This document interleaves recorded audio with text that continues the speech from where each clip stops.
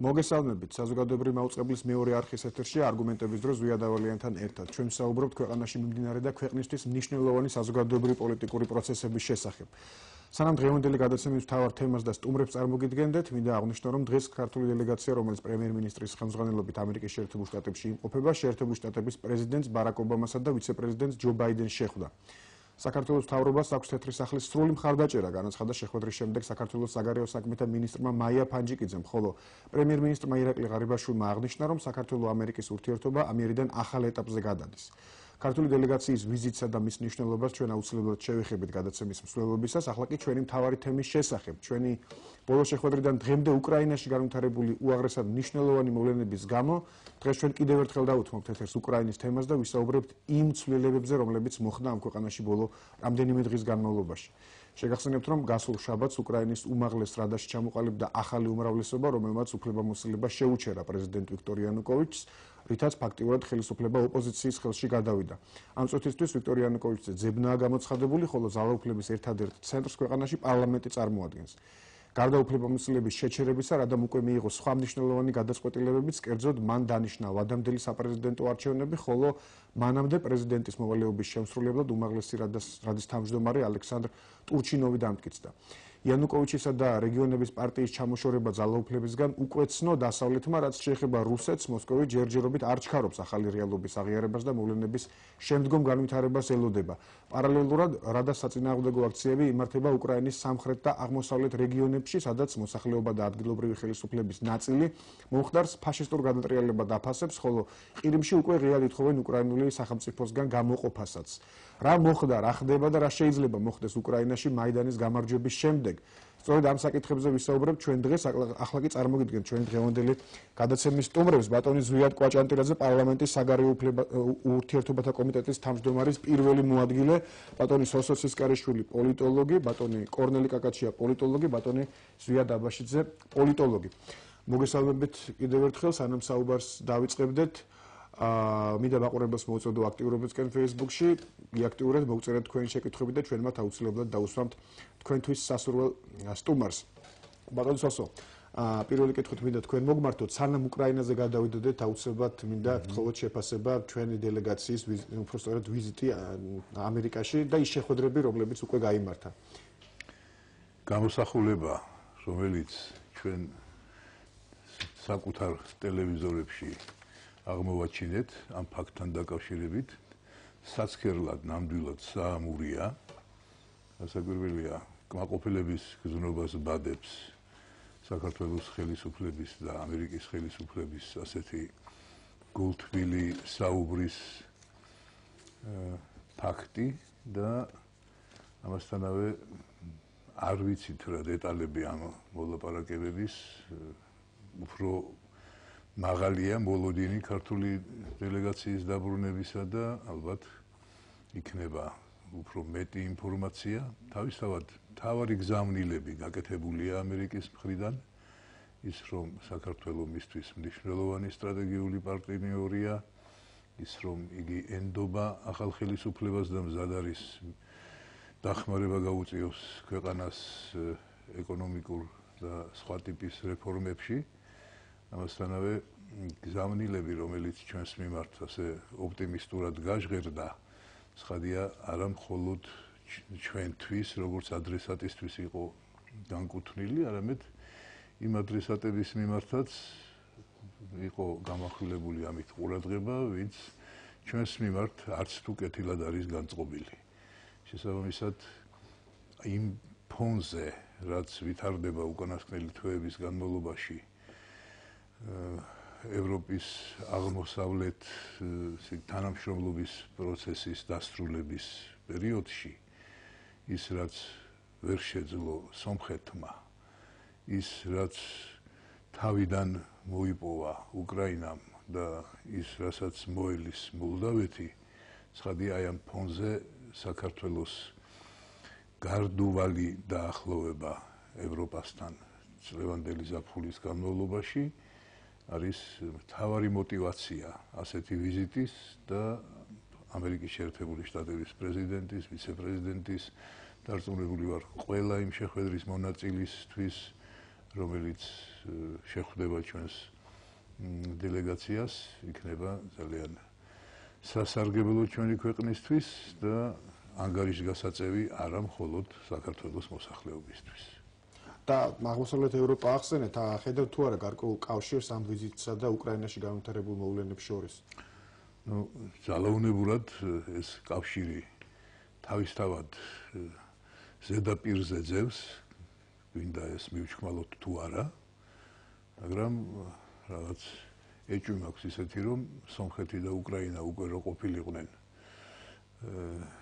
ევროკავშირთან მიახლოების ახალ სტადიაში, ანუ ხელმოწერილი რო ქონოდათ ერთს პირველს, ქონოდა ის უკვე პარაფირებული და მეორეს ხელმოწერილი, მე მგონი არ იქნებოდა ასეთი აუცილებლობა, რომ სწორედ ეხლა და ამჟამად ყოფილიყო საქართველოს ხელისუფლების ვიზიტი აუცილებელი. ეს ამბავი მოიცდიდა ალბათ ადგილობრივი არჩევნების დასრულებამდე, რადგან ჩვენს კეთილ მოსურნე სახელმწიფოებს სურს კიდევ ერთხელ დაარწმუნოს თავისი თავი, რომ არჩევნების დემოკრატიულობა არის უკვე ქრონიკული შენაძენი ჩვენი სახელმწიფოსთვის და წინა საპარლამენტო და საპრეზიდენტო არჩევნები არ იყო გამონაკლისი ამ შემთხვევაში. რადგან ეხლა შედგა ეს ვიზიტი, თან არც ისე დიდი ხნით იყო ის, დიდი ხნით ადრე ყოფილა დავანონსებული ეს შეხვედრა, მიგონიშნებს იმაზე, რომ რასაკვირველია, საქართველო არის აქტიური წევრი საერთაშორისო პროცესებისა, მონაწილეობს იგი მათში და ცხადია, როგორც კი დამშვიდდება სიტუაცია უკრაინის გარშემო, ერთმანქნას რომ ეს მალე მოხდეს, მით უფრო გაიზრდება ინტერესი საქართველოს მიმართ. დიდი მადლობა ბატონ ზვიად. თქვენ როგორ შეაფასებთ უპირველეს ყოვლისა ვიზიტს, მთავარ მესიჯებს თუ შეიძლება ასე ითქვას, რაც ამერიკის ხელისუფლებისგან მოდის და თქვენ თუ ხედავთ რაიმე კავშირს უკრაინაში განვითარებულ მოვლენებსა და ამ ვიზიტს და შეხვედრებს შორის? უპირველესად ყველას მოგესალმებით, რადიოთელევიზიის ექსპერტებს, თქვენს ტელემოყურებელს. აბსოლუტურად ძნელი არ დაეთანხმო ისეთი ცნობილი პოლიტოლოგის დასკვნას, როგორც ბატონი სოსოციას კარიშვილი ბრძანდება. სრულად ვეთანხმები ამ მიდგომას და შეფასებებს. ურთიერთკავშირი არსებობს პირდაპირ ჩემი აზრით. ჩვენ რა თქმა უნდა ძალიან მოხარულები ვართ, რომ ეს ვიზიტი შედგა ასეთ მაღალ დონეზე პრაქტიკულად, თუმცა ალბათ სამართლიანობისთვის უნდა ვთქვათ, რომ შეიძლება ეს ვიზიტი ამ ეტაპზე არ შემდგარიყო, რომ არა საქართველოსსა და რეგიონში, ანუ უკრაინას გულისხმობ პირველად განვითარებული მოვლენები და ამრიგად განვითარებული მოვლენები.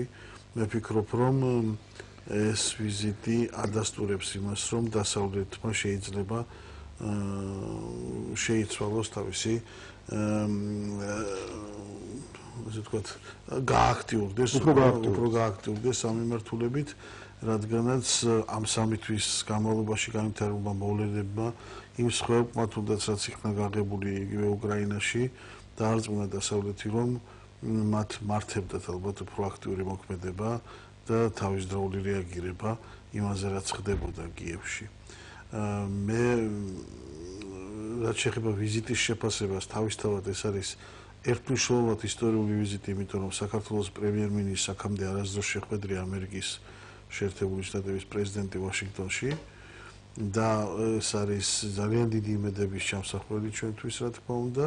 სასიხარულოა ისიც და მისასალმებელი, რომ პოლიტიკური სპექტრი იშვიათი გამონაკლისის გარდა ერთსულოვნად მიესალმება ამ შემდგარ ფაქტს, რომ პრეზიდენტ ობამამ საჭიროდ ჩათვალა, რომ შეერთებოდა ამ ვიზიტს, ამ შეხვედრას და პირადად გაეცნო ირაკლი ღარიბაშვილი, რაც პირდაპირ მინდა ვთქვა, რომ ირაკლისთვის როგორც ახალგაზრდა ენერგიული პრემიერ-მინისტრისთვის, რომელზედაც ძალიან დიდი იმედებს ვამყარებთ, ძალიან დიდი კრედიტიც არის, ნდობის კრედიტი მის მიმართ და დარწმუნებული ვარ, რომ ეს ვიზიტი ძალიან სასარგებლოდ წარადგება ჩვენს მთავრობასაც, ჩვენს აღმასრულებელ ხელისუფლებასაც, საკანონმდებლოსაც და ძალიან კარგი მესიჯებით დაბომდება დელეგაცია უკან საქართველოში მე თავს არ მოვიტყვებ და არავის არ მოვატყვებ, მაინცსა და მაინც ახლა კონკრეტულად ინფორმირებულები დეტალებზე დღემდე ჩვენც არა ვართ, მაგრამ შორს არ არის დღე, როცა დაბრუნდება დელეგაცია, ნელ-ნელა მესიჯებიც მოდის, დღეს გაკეთდა რამდენიმე განმარტება, საგარეო საქმეთა მინისტრი იყო ეთერში, იყო პრემიერ-მინისტრიც, მაგრამ უფრო დეტალური საუბრებიც გვექნება რა თქმა უნდა ამაზე.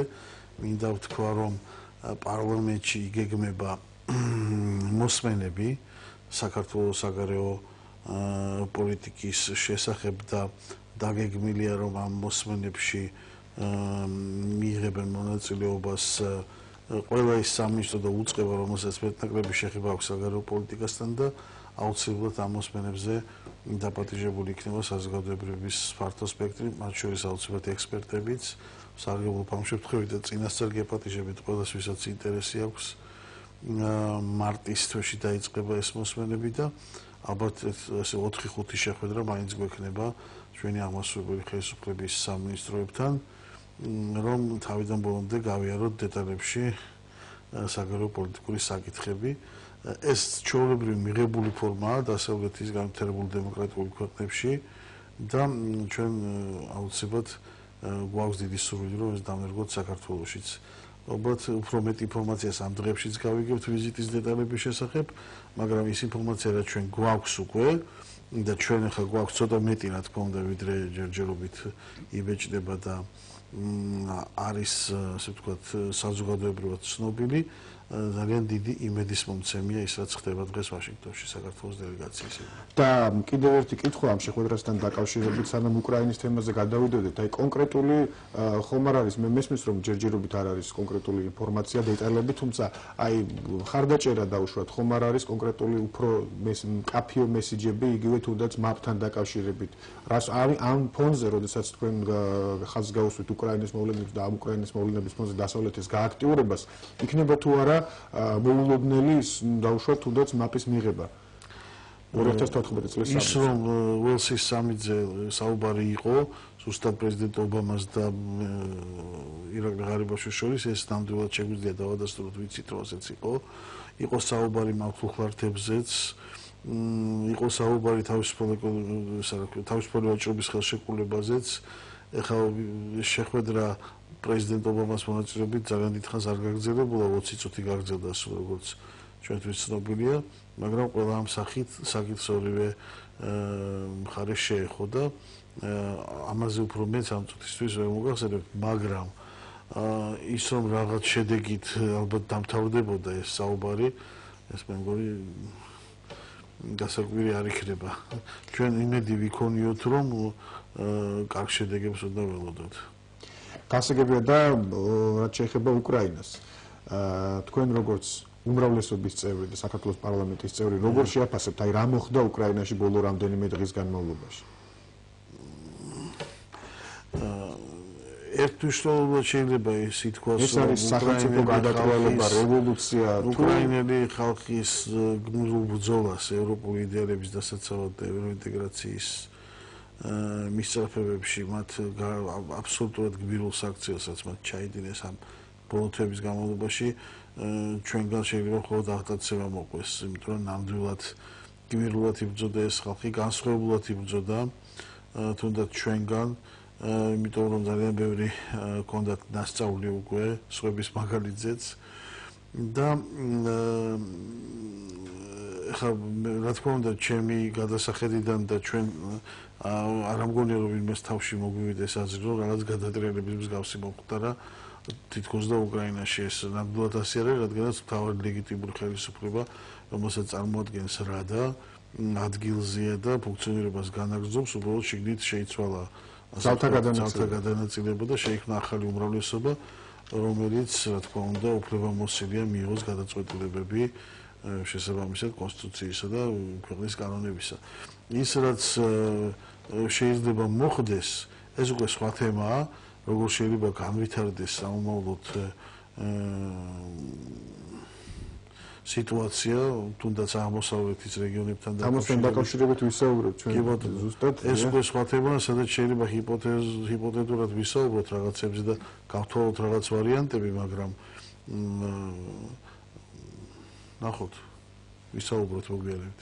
გასაგებია, ბატონ კორნელის მინდა დაუსვა შემდეგ კითხვა. ბატონო კორნელი, თქვენი აზრით რა ხდება, რა მოხდა უკრაინაში? Ну, ალბათ არ გამეორდები და პრინციპში დავეთანხმები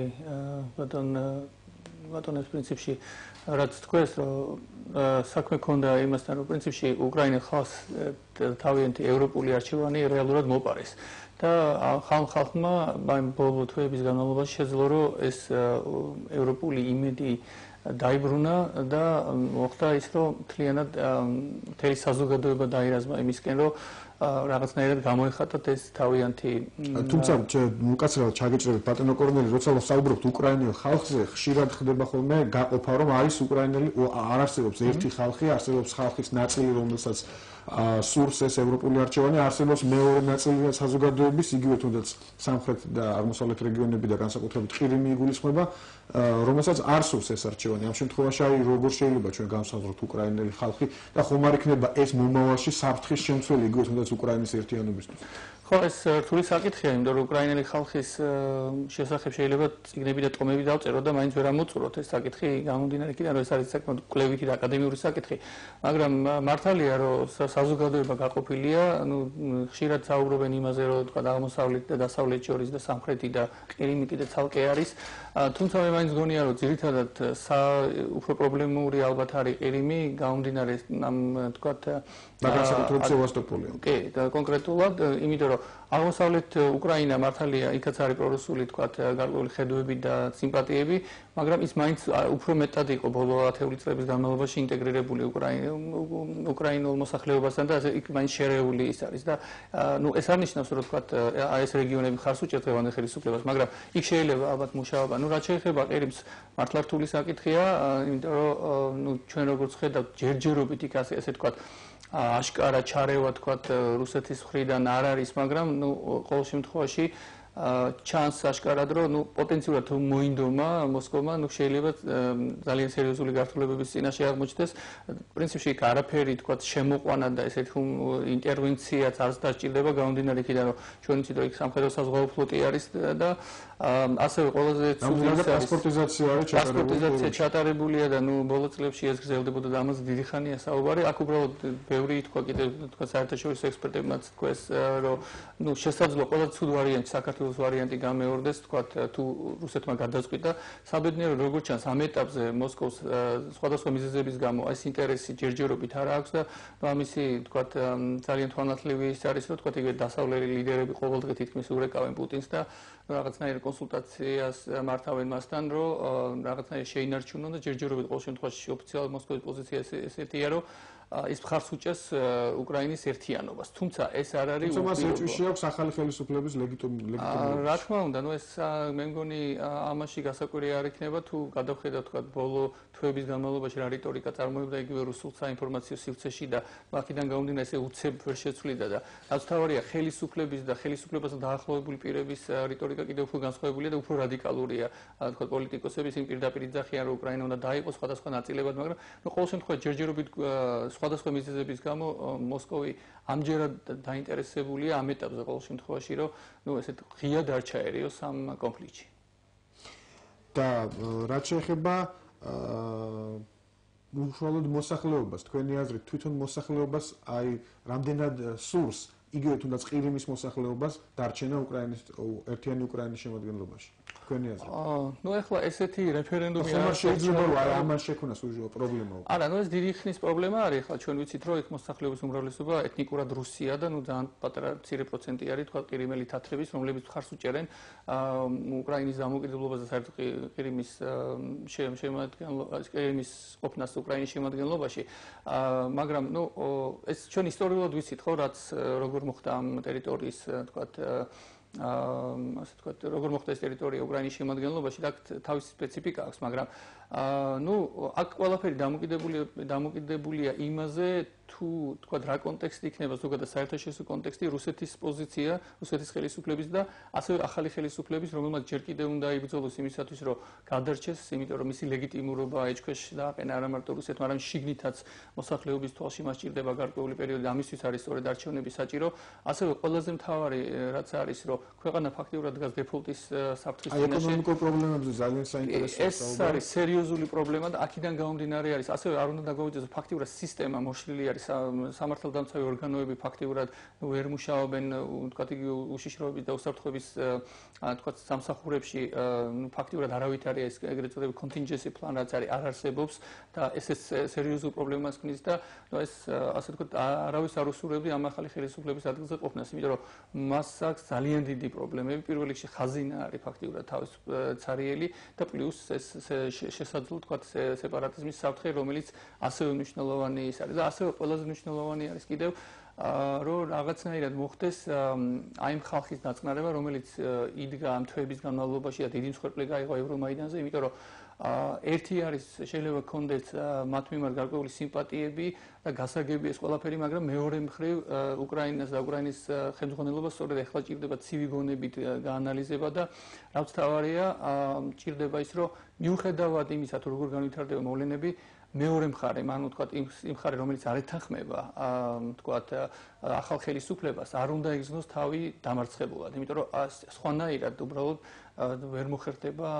ხა ძალიან საინტერესო მომენტია თქვენ ერთ-ერთ ინტერვიუშიც აღნიშნეთ, რომ მეორე მხარემ არ უნდა იგრძნოს თავი დამარცხებულად. თუმცა ხშირად ექსპერტები საუბრობენ იმაზე, რომ გამარჯვებულები დგამენ ისეთ ნაბიჯებს, რამაც შეიძლება რაღაც პროვოკაციები გამოიწვიოს. მაგალითად, თუნდაც იგივე რუსული ენის სტატუსის რუსული ენისთვის რეგიონული სტატუსის მოხსნა ერთ-ერთი პირველი გადაწყვეტილება, რაც მიიღო პარლამენტმა ახალი უმრავლესობის ჩამოყალიბების შემდეგ, იყო აღმოსავლეთის რეგიონებში რუსული ენისთვის სახელმწიფო ენის სტატუსის მოხსნა.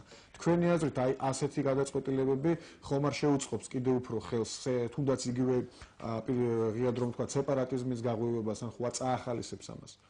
ახლა პრინციპში ამაზე დავა შეიძლება, მაგრამ პრინციპში მათ უბრალოდ აღადგინეს სტატუს კო, რომელიც იყო, თქვათ, იანუკოვიჩის მოსვლამდე. ანუ მაშინ მანამდე არ ჰქონდათ ხო ეს სტატუს კო. აქედან გამომდინარე, ეს შეიძლება იმდენად თქვათ მნიშვნელოვანი საკითხი არ იყოს, მაგრამ რა თქმა უნდა, სიმბოლურად ამას აქვს მნიშვნელობა, რომ გამაღიზიანებელი შეიძლება იყოს როგორც რუსეთისთვის, ასევე რუსულენოვანი მოსახლეობისთვის. თუმცა ეს არ იქნება იმდენად მნიშვნელოვანი, თავარი იქნება თუ რა პოლიტიკას აწარმოებს ახალი ხელისუფლება, ანუ ეს აღმოსავლეთის ნაწილმა და თქვათ ყირიმის მოსახლეობამ ეს არ უნდა აღიქვას ახალი ხელისუფლება, რაღაცნაირად ანტირუსულ ხელისუფლებად, რომლის თავარი მიზანია ეგრეთ წოდებული უკრაინიზაცია.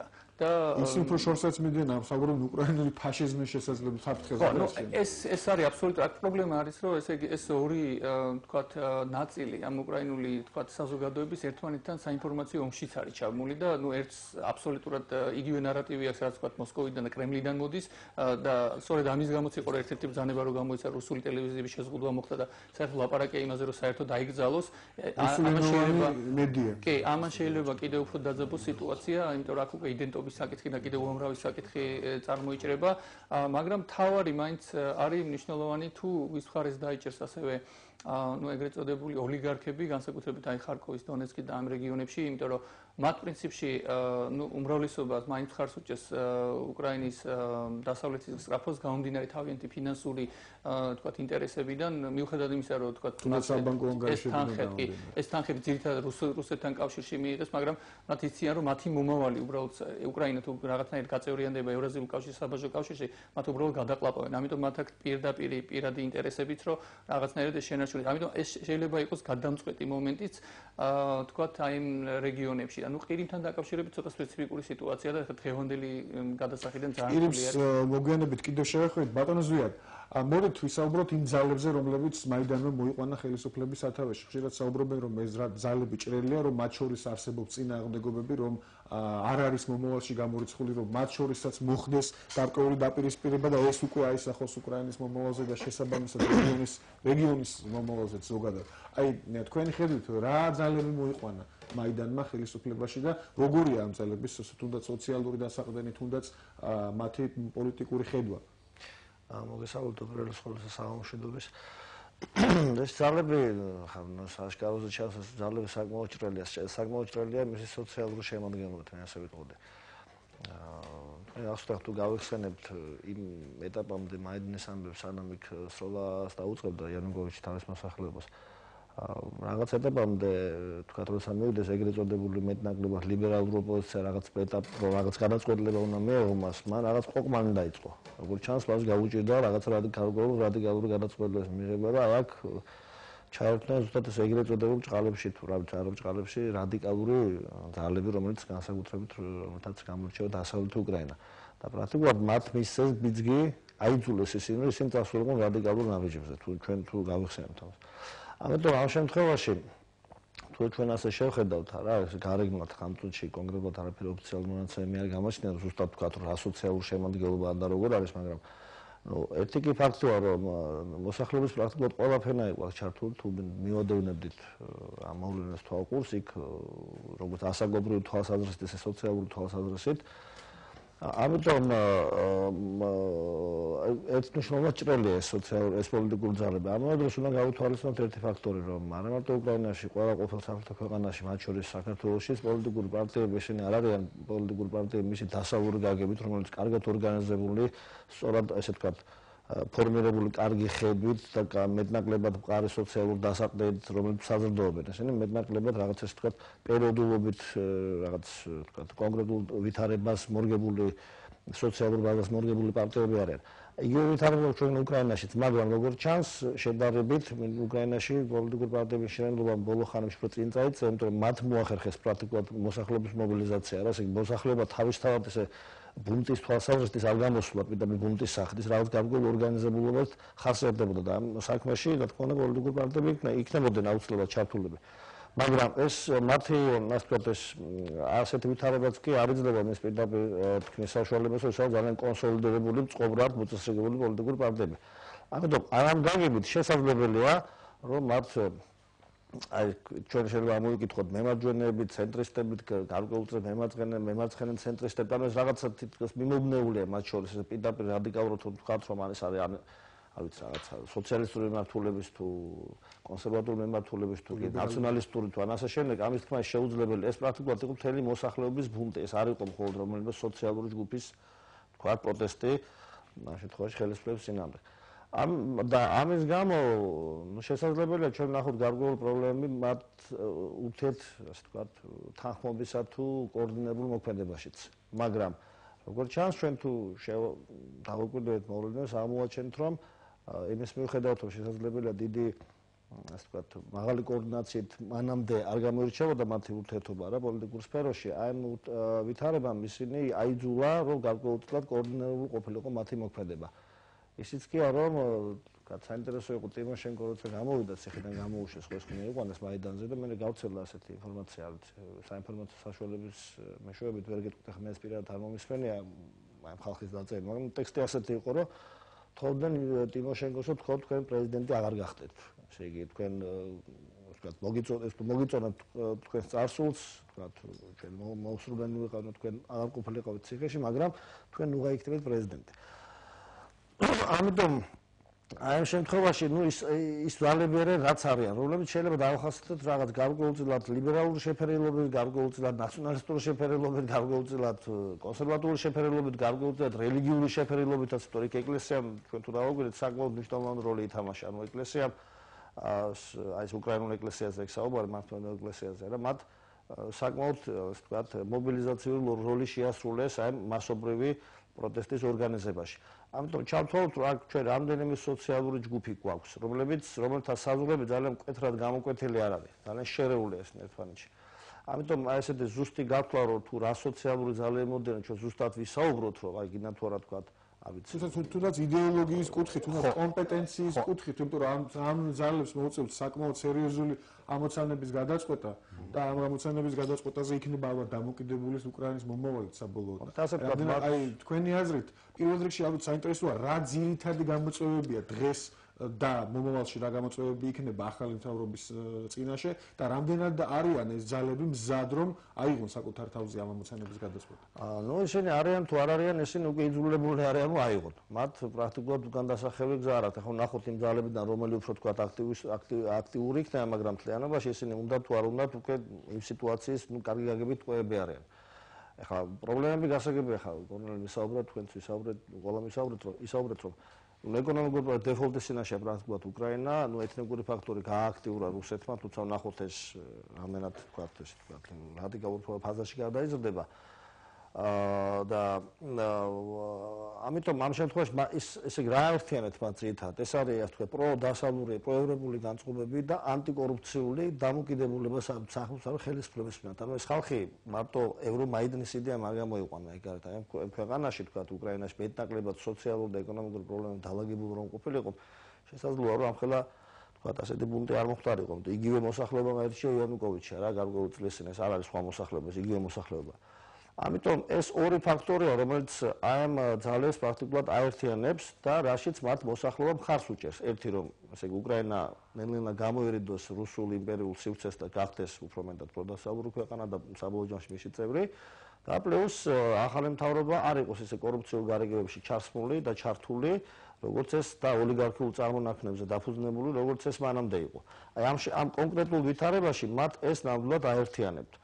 ახლა ეს საკითხები ეს არ არის ეს არ გადაწყვეტადი საკითხები. შესაბამისად თუ ისინი შეძლებენ ამ საკითხებზე საბოლოოდ თქვა უფრო მათ გაუადვილდებათ უფრო კოორდინირება იმდენად რამდენადაც ეს საკითხი როგორც მათთვის ისე მოსახლეობისთვის ლეგიტიმურია. ამიტომ სანამდეც ეს ყოველ შემთხვევაში გარკვეულ ეტაპამდე სანამ ეს საკითხები იქნება დღის წესრიგში შეიძლება ვივარაუდოთ რომ მათ ერთიანობას მაინც დიდი საფრთხე არ დაემუქროს. პლუს გასათვალისწინებელია რომ როგორც ჩანს საუბარი იქნებოდა მათ დასავლურ სახელმწიფოს წარმომადგენელთან მათი მხრიდან ეს მოთხოვნა იქნებოდა რომ მათი მოქმედება ყოფილიყო კოორდინირებული და არ ყოფილიყო რაღაც გახლეჩილი რამდენიმე მიმართულებად.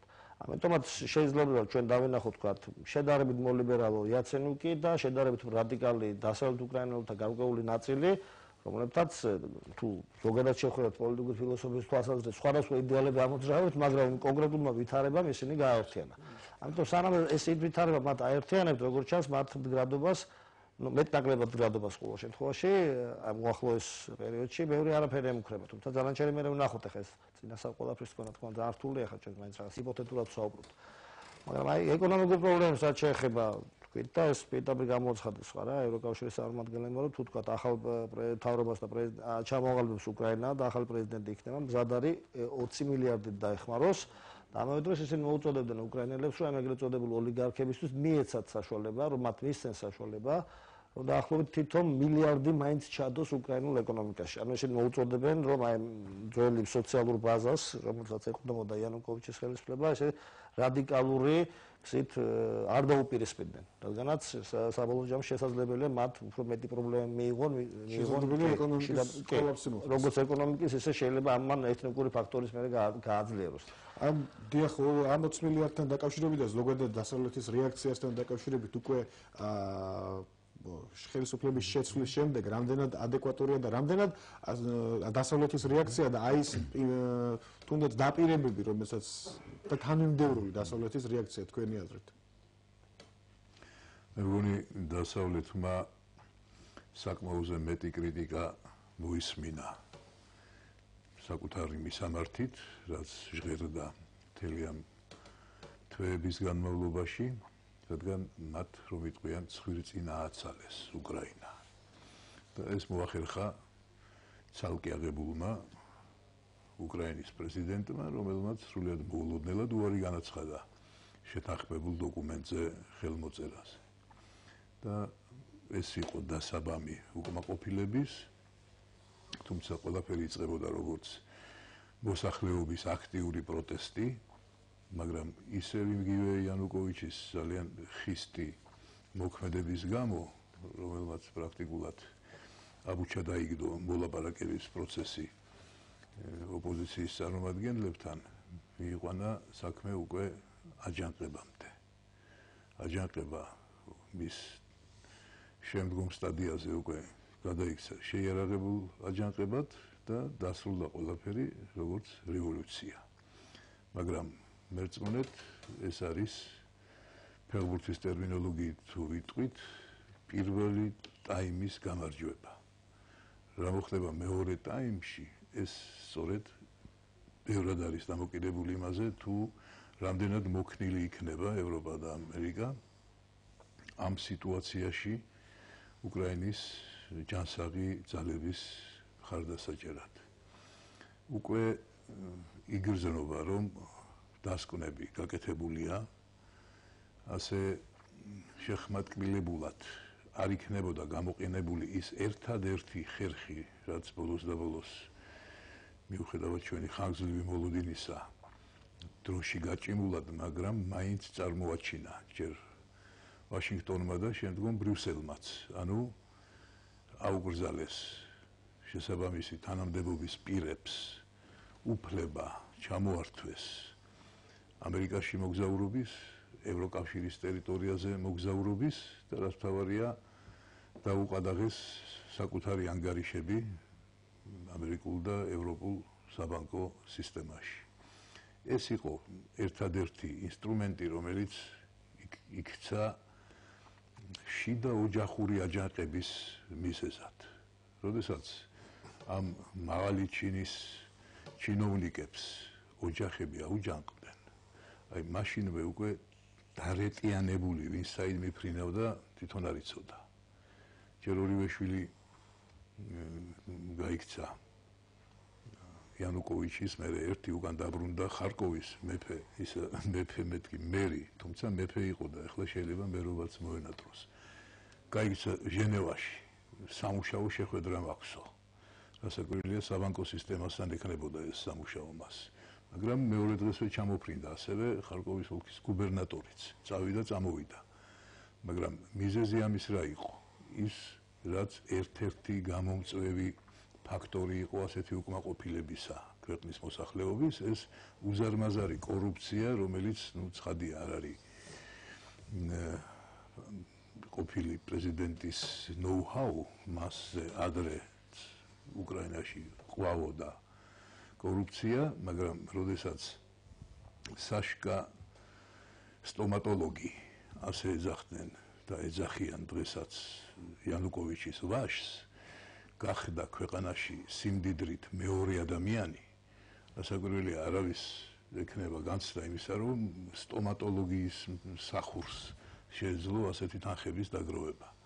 ხლა ეს ფინანსური მხარე არა მარტო ქვეყნის შიგნით იყო ცნობილი, არამედ თვითონ წუწკი ვაჭარივით რომ დაიწყო იანუკოვიჩმა აუქციონი უკრაინის გასასხვისებლად და 10 მილიარდი შემოთავაზებული ევრო ევროპისგან იცოტავა 15 მოინდომა.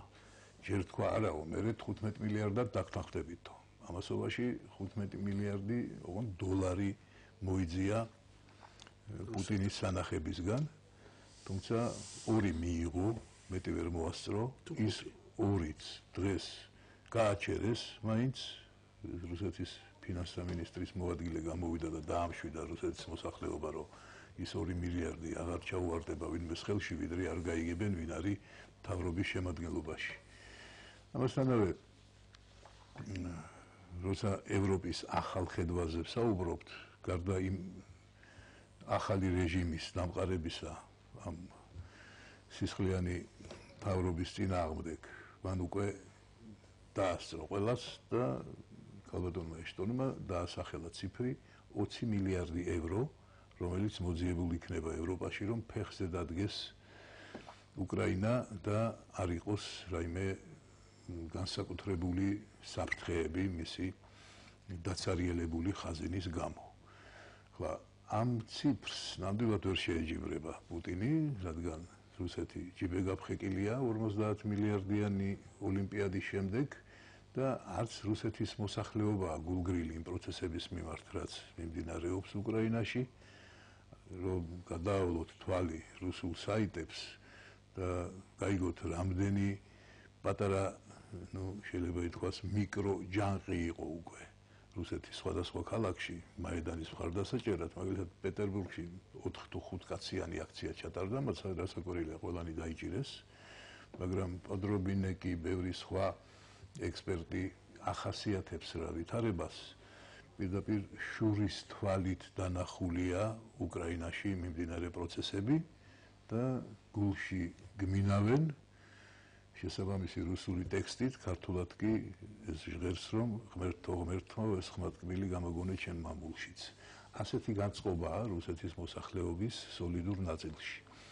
ეს რასაკვირველია ევროპას ხარდაჭერას, ესე იგი, პირდება ასეთი განწყობები, თუმცა იმდენად ღრმად არის წასული დაპირისპირება თავად უკრაინის მოსახლეობაში და ამას დიდი ბიძგი მიცა 20 წლის წინანდელმა ბზაკრობამ რუსული ეკლესიისა, როდესაც მათ გაყვეს უკრაინული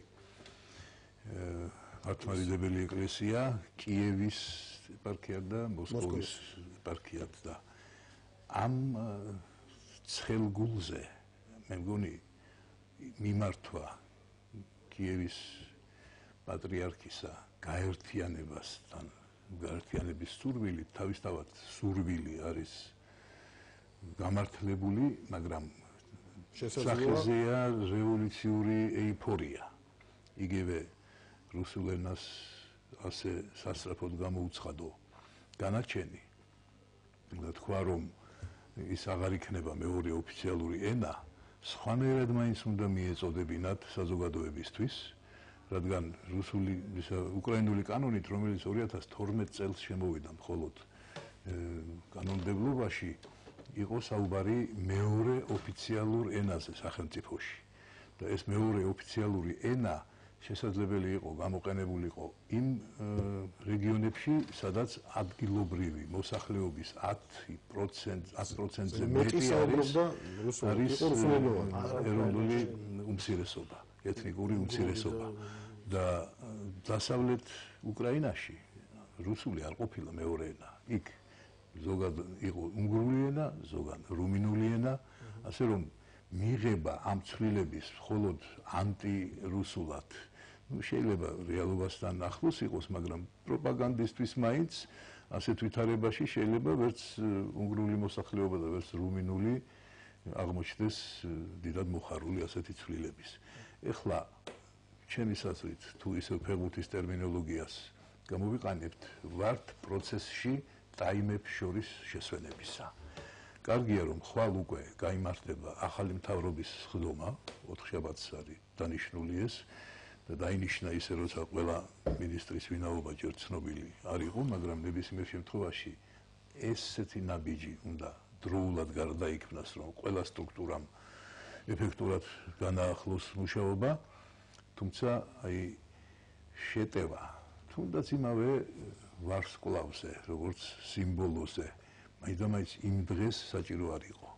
ისე ვიმეორებ, რევოლუციას საკუთარი ეიფორია მოაქვს, მაგრამ იწყება უკვე ხვალინდელი მთავრობის ხდომის შემდეგ მეორე ტაიმი, აქ კი სიდინჯე და გამჭრიახობა სჭირდება კვლავ მთელ უკრაინულ ერს, რისი მომსწრეც უკვე ვიყავით, მართალია ძალიან ემოციური იყო ყველაფერი, რასაც ჩვენ ვაკვირდებოდით, მაგრამ ისიც აღსანიშნავია, რომ თუნდაც ის რადიკალი მემარჯვენეები მაიდანის, იგივე იაცენიუკს და ქალბატონ ტიმოშენკოს, როდესაც დახვდნენ მაიდანზე, ისინიც გაჩხრიკეს და ძალიან კაფეოდ უთხრეს, რომ აქ ყველასთვის მუშაობს საერთო წესი და ერთ-ერთი მათი გამონაყოფი პოლიტიკური ძალა იმავე დღეს დაფიქსირდა როგორც ოპოზიციური პოლიტიკური ძალა და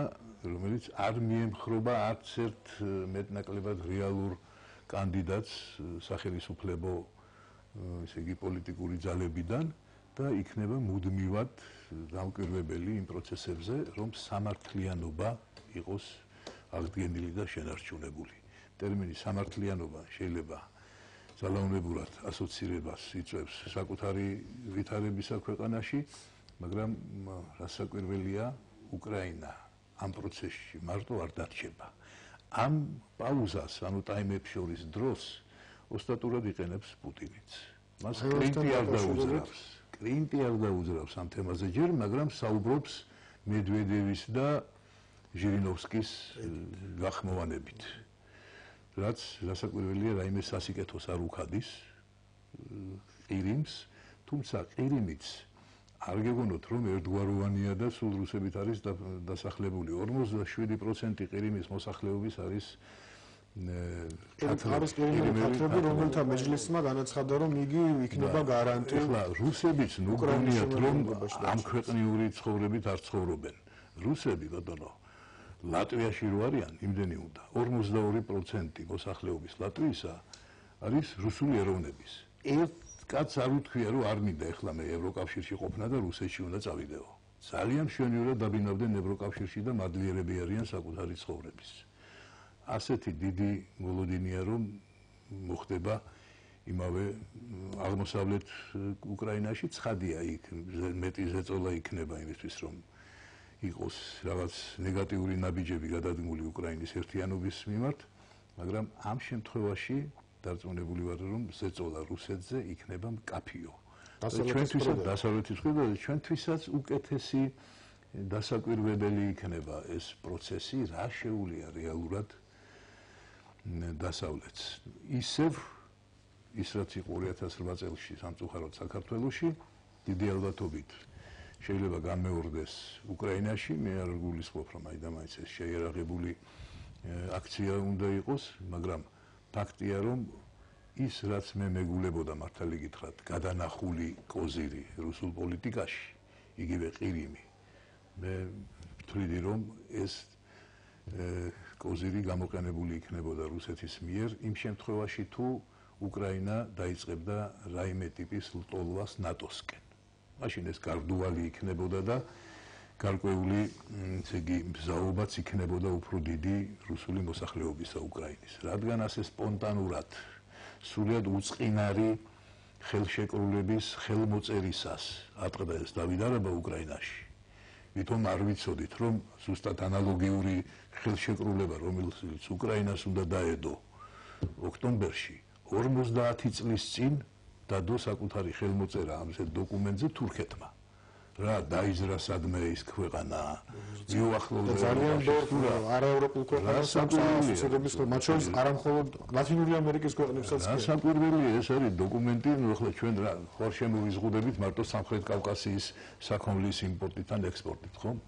ჩვენ ღია ვართ ასეთი ვაჭრობისთვის და ეს იყო გარკვეული შესაძლებლობები ევროპული ესე იგი თავისებურებების გამოყენებით ქონოდათ ძალიან კაფიო და დამაჯერებელი კონტაქტები მთელ სოფლიოსთან. ეხლავე დაჭირდათ ყირიმის როგორც თავი ეს რას ნიშნავს თქვენი აზრით? ეს ნიშნავს რომ მათთვის აბსოლუტურად მოუღებელია. რუსეთი თვლის რომ უკვე დაინახა ასეთი ასოციირების ხელშეკრულებაც კი. ასოციირების ხელშეკრულებას არავითარ შემთხვევაში არ მოელოდა რუსეთი რომ ასეთი შედეგი ექნებოდა. თორე რომ ცოდნოდა რა მოხდებოდა უკრაინაში და ვეღარ შეინახავდა ასე მთელ უკრაინას როგორც თავის უახლოეს მეზობელსა და თანამოაზრეს ასაკვირველია არ იქნებოდა წინააღმდეგი რომ ეს ყველაფერი გაფორმებულიყო. სულაც არ ნიშნავს ამ ხელშეკრულების გაფორმება რომ ისეთ მაღალი ოდენობის წარმოებელ ქვეყანას როგორიცაა უკრაინა არ ქონოდა უფლება საკუთარი საქონლის გატანისა სხვა მიმართულებით. ევროკავშირის ზონით შემოფარგლული იყო ასეთი რამე არცად არ არის მოთხოვნილი.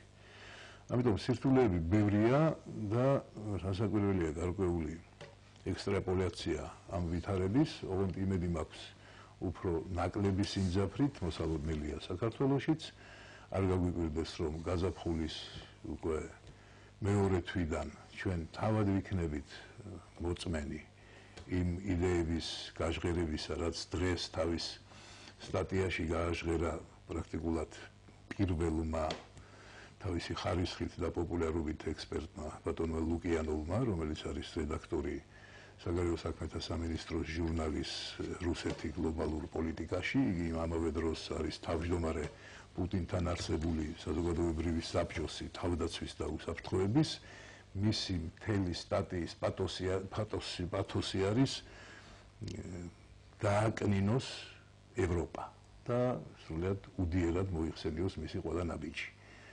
არ გაგვიკვირდეს თუ გაზაფხულზე ჩვენც ანალოგიური განწყობების მოსმენის აუცილებლობა დაგვიდგა წინ და არც თუ ისე იქნება ეს ყველაფერი, სადაც ჩვენივე თანამემამულეები არ ილაპარაკებენ ამ თემებზე. მაგრამ ესეც ჩვენი ტაიმებს შორის შესვენებაა. თქვენ მიგაჩნიათ, რომ საქართველოში შეიძლება რუსეთმა სწავლოს სიტუაციის ესე იგი, რაშია საქმე ცით soft power, ასე ვთქვათ, რბილი ძალა. ამ შემთხვევაში საქართველოს თავის მასშტაბებით, თავისი წინა წლების მიერ გადატანილი უბედურებების შედეგად იმ ბევრად უფრო გრძნობიარეა. რაღაცთვის სენსიტიური, სულისგან რო ვისმენ, ნერვები მეშლება. გრძნობიარეა ასეთი მოვლენების მიმართ და ამიტომ დაუგდოთ ყური. ნუ გავყრით ასეთ ადამიანებს ეთერიდან, პირიქით დისკუსიები მათთან, იქნება ჯანსაღი გადაწყვეტილების მიღების წინაპირობა.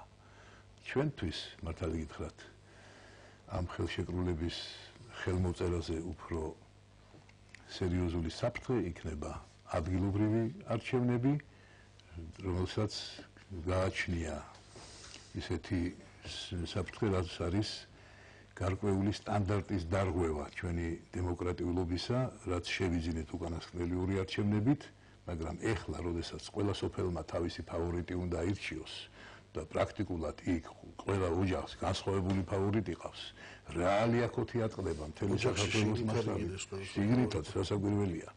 ამიტომ რასაკვირველი უპრიანი იქნება, რომ თუ მაინც 15 ივნისს უნდა ჩატარდეს რაიმე ტიპის არჩევნები, ეს იყოს მხოლოდ იმ 12 ქალაქში, სადაც მერი უნდა ირჩიონ თავისი საკრებულოებით, დანარჩენ საქართველოს ლაცალოთ შემოდგომის დადგომა, ხელმოწერა ამ დოკუმენტის ბევრად უფრო დემოკრატიული და მშვიდი არჩევნები იქნება, ამასობაში გაითავისებენ იმასაც, რას ნიშნავს ახალი კანონი ამ ჩვენი თვითმმართველობისა. და ამ შემთხვევაში დარწმუნებული ვარ, ხარისხსაც შევინარჩუნებთ ჩვენი დემოკრატიულობის და უფრო დიდი ალბათობით ჩაუვარდებათ და უფრო ღრმად კოვზი ნაცარში მათ, ვისაც სურს რუსული აგიტაციის ქვეშ ზოგს ნებით, ზოგს უნებლიეთ ასეთი ზიდანაცდენის მცდელობა გქონდეს საქართველოსი. ეს დარწმუნებული ვარ, არ მოხდება. დიდი მადლობა ბატონ ზვიად ისე უკრაინის თემას რომ დაუბრუნდეთ. აი თქვენი აზრით მაინც რას ნიშნავს რუსეთისთვის უკრაინის დაკარგვა, კონტროლის დაკარგვა უკრაინაზე? ბატონ მოსასომ აღნიშნა ტაიმებს შორის შესვენება და საერთოდ ძალიან ბევრი ექსპერტი საუბრობს იმაზე, რომ ეს არ არის დასასრული მოვლენების. თქვენი აზრით რა ბერკეტები დარჩა, რა ბერკეტებს გამოიყენებს რუსეთი უკრაინის მიმართ და ასევე მინდა საქართველოსაც შევეხო საუბრობდნენ იმაზე, რომ ოლიმპიადის შემდეგ რუსეთი აუცილებლად მოიცლის საქართველოსთვის და შეეცდება გარკვეული პრობლემების შექმნას. თუნდაც იგივე ხელმოწერა პერიოდში ასოცირების პარაფირებიდან ხელმოწერამდე. რამდენად არის ჩვენი ქვეყანა ამ შემთხვევაში მზად აი ესეთი გამოწვევებისთვის? პირველ რიგად ალბათ მართებული იქნებოდა გვეთქვა, რომ უკრაინის იმ ჩამოყალიბების სტადიაში მყოფ ახალ ხელისუფლებაზე, რომელიც ხვალ პირველად შეიკრიბება, ხომ? დიდწილად იქნება დამოკიდებული საერთოდ როგორ განვითარდება სცენარი მათ შორის ჩვენთან მიმართებაშიც. ახლა ჩვენ ეს ვაღიარეთ დიდი ხნის წინ, რომ პირდაპირ თუ არა ირიბად მაინც ის რაც ხდება უკრაინაში, საქართველოზე მეტნაკლებად მაინც აისახება, ხომ? მე ვფიქრობ, რომ ძალიან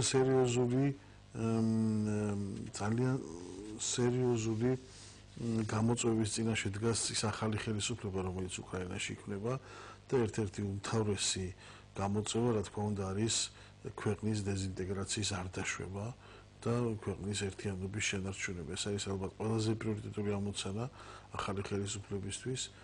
რამდენად შეძლებენ ისინი ამის უზრუნველყოფას მარტო მათზე არ იქნება, რა თქმა უნდა, დამოკიდებული იქნება რუსეთის, ასე ვთქვათ, მიდგომების განვითარებაზეც და ასევე დასავლეთის პოზიციაზეც. თუმცა სამართლიანობა მოითხოვს აღნიშნოთ, როგორც ბატონ მოსასომ თქვა, რომ პირველი ნაბიჯები, თუნდაც ის, რაც დაკავშირებული იყო ამ ენის სტატუსის გაუქმებასთან, მე პირადად ძალიან ხის ნაბიჯად მეჩვენება და ვფიქრობ, რომ ცოტა წინ დავხედავი ნაბიჯი იყო, უпростоრად შესაძლებელია არასწორ დროს შერჩეული გადაწყვეტილება იყო. არ ვიცი, ნაადრევი თუ არა ნაადრევი, საბოლოოდ მათი გადასაწყვეტია, მაგრამ მომენტი და დრო მე ვფიქრობ ამ ეტაპზე ეს არ იყო იმდენად მნიშვნელოვანი ამოცანა, ვინ რომელ ენაზე შექმნის სამუშაო დოკუმენტს ეხლა დონეცკში თუ ხარკოვში თუ იგივე ლვოვში, მათ უფრო სხვა ამოცანები აქვს და მაშინ როდესაც შენს წინაშე დგას ქვეყნის დეზინტეგრაციის არ დაშვების გარდაუვალი ამოცანა ყველაზე პრიორიტეტული, მე ვფიქრობ ასეთ თემებს გამოკიდება ამ ეტაპზე შეცდომად მიმაჩნია. თუ ასეთ შეცდომებს არ დაუშვებს ახალი ხელისუფლება, ალბათ წარმატებას მიაღწევენ და გავლენ ფონს და ფონზე გასვლას მე მაინც უპირველესად დავუძახებდი იმას, თუ ისინი შეძლებენ ქვეყნის ერთიანობის შენარჩუნებას, რაც ძალიან რთული ამოცანაა, რასაც ჩვენ მხოლოდ იმედით უყურებთ, რა თქმა უნდა, და ჩვენს აბსოლუტურად საარსებო ინტერესებშია, რომ უკრაინამ შეძლოს ეს და ასე ვთქვათ, გულშემატკივრებთ უკრაინელებს და უკრაინელ ხალხს, ისევე როგორც ჩვენ საკუთარ სამშობლოს უგულშემატკივრებდით ამ შემთხვევაში, მართალია. და მეორე მხრივ კიდევ რუსეთს რაც შეეხება და რუსეთის დამოკიდებულებას, ჩემი აზრით, მე ექსპერტი არ გახლავართ, მე მაინც ჩემი ასე ვთქვათ, სიტყვის თავისუფლების არის ცოტა უფრო მაინც შეზღუდულია. შეიძლება ვერ ვთქვა ყველაფერი ის, რაც შეიძლება ამ ეტაპზე მესახებოდეს, ვთქვათ, რეალურად სამომავლოდ, მაგრამ მიმაჩნია, რომ რუსეთისთვისაც არ არის ძალიან ადვილი ამოცანა, თუნდაც მის თვალწინრო დაიშალოს ბუნებრივად რუსეთის ჩარევის გარეშეც კი უკრაინა რაღაც ნაწილებად, არ იქნება ასეთი ადვილი ამოცანა, რომელიღაც ტერიტორიების მიერთება. არც ეკონომიკური თვალსაზრისით და პოლიტიკური ზოგი აღარ ვსაუბრობ, იმიტომ რომ 21 საუკუნეში ვართ ბოლოს და ბოლოს და თუ რუსები პირდაპირ არ შევლენ იმ ტერიტორიაზე საკუთარი ნაწილებით, რა თქმა უნდა, აღმოსავლეთ ტერიტორიების ასე ვთქვათ, მიერთება რუსეთზე მე ნაკლებად დასაშვებად მიმაჩნია, მაგრამ ეკონომიკური თვალსაზრისით ეს რუსეთისთვის საკმაოდ სერიოზული დაწოლა იქნება. რომელიც შეიძლება მთლიანად შეატორტმოს მთელი რუსეთის ის ეკონომიკა, რომელზეც ის დღეს დგას, რომელიც პრაქტიკულად იცით, თქვენ პრაქტიკულად არ არსებობს და თავად რუსეთი რა დღეშია, ეს ყველამ ძალიან კარგად იცის. ზუსტად მენიშნა ეს აზრბატონმა თქვა, რომ რუსეთმა იმაზე მეტის გადახდა მოინდომა უკრაინაში, ვიდრე მათ ნამდვილად ამის თავი ჰქონდათ, მაგრამ ისიც ამ ეტაპზე არ გამოუვიდათ. ეხლა მართლა რაღაც ისეთი შესვენება ამ ურთიერთობებში, ეს ურთიერთობები აქტიურად გაგრძელდება, ეთყობა ახალი ხელისუფლების ჩამოყალიბებისთანავე და რუსები ალბათ მაინც აქტიურად დაიწყებენ ურთიერთობას ახალ ხელისუფლებასთან კიევში. თქვენ იცით, იქ რეგიონებშიც ჩატარდა გარკვეულ წილად რაღაც კონფერენციები, სადაც რეგიონალურმა ლიდერებმა ასე ვთქვათ, მოინდომეს საზოგადოებრიობა დაერწმუნებინათ იმაში, რომ თითქოს და არანაირ სეპარატივს ისინი არ დაუშვებენ და ისინი შეიკრიბნენ იმისთვის, რომ აი ამ ასეთ ძალიან მძიმე სიტუაციაში ქვეყანაში მაქსიმალურად უზრუნველყონ ადგილობრივი თვითმმართველობის ორგანოების გამართული და სწორი მუშაობა, რომ შეცდომები არ დაუშვან. ანუ ხმამაღლა ოფიციალურ დონეზე მით უმეტეს ჯერჯერობით იქ მაინც ვერავინ ვერ აცხადებს, რომ თითქოს და ვინმეს აქვს ინტერესი, რომ გამოეყოს უკრაინას. და კიდევ ერთხელ ვამბობ, ძალიან ბევრი იქნება დამოკიდებული იმაზე, რამდენად სწორად წარმართავს, რამდენად შემართული და რამდენად ასე ვთქვათ, საღად წარმართავს თავის პირველივე ნაბიჯებს, რომელსაც გადადგამს ახალი ხელისუფლება კიევში, რომელიც ალბათ ხვალ ჩამოყალიბდება. და რაც შეეხება რუსეთის დამოკიდებულებას და რუსეთის თუ არ ვცდები, ხა კარგად არ მახსოვს, მე მგონი ბისმარკს აქვს დათქვამი, რომ თუ გინდა რომ რუსეთის იმპერიული ამბიციები ასე ვთქვათ დააუძლრო, მას უნდა ჩამოართვა უკრაინა. ბჟეზინსკის თუ ბისმარკს ზუსტად არ მახსოვს ვის აქვს დათქვამი. ევროპული იდენტობა წაართვით უკრაინამ და ეს ევროპული ქვეყანა აღარ იქნება. შეიძლება ეს კი გაიმეორა ბისმარკის სიტყვა, მე მაინც რადგან ბისმარკს მივაწერდი ამ ციკლებში და დღეს ზუსტად ის მომენტია, როდესაც რუსეთი ამ ეტაპზე ნამდვილად ამ რეალობას შეეჯახა, რომ მას დიდწილად ყოველ შემთხვევაში გაერთიანებული უკრაინა რო დაკარგული აქვს, ეს ფაქტია. და ეხლა თუ დაიწყებს ხარკოვის და დონეცკის ოლქებზე ბრძოლას, ეს ცოტა სხვა თემაა, მაგრამ მე მაინც ოპტიმისტურად ვუყურებ მომავალს, არ მგონია მაინც, ხა მე წინასწარ ვეთქვი რა თქმა უნდა, მაგრამ არ მგონია რომ არ მოიძებნოს უკრაინის დღევანდელ თუნდაც პოლიტიკურ establishment-ში ის ბირთვი, რომელიც მით უმეტესაა ესეთი სერიოზული მხარდაჭერის ფონზე, რომელიც ვერ შეძლებს ქვეყნის ინტეგრაციის და ქვეყნის ერთიანობის დაცვას. აქედან გამომდინარე, ამის ასე ვთქვათ, იმასაც მოყვება კიევის უკრაინის ერთიანობის შენარჩუნებას, ყველაფერს უფრო ოპტიმისტურად და კარგად უყურებ და ნაკლებად მიმაჩნია, რომ რაღაც რადიკალურ გამოწვევებს უნდა ველოდოთ საქართველოსთან მიმართებაში.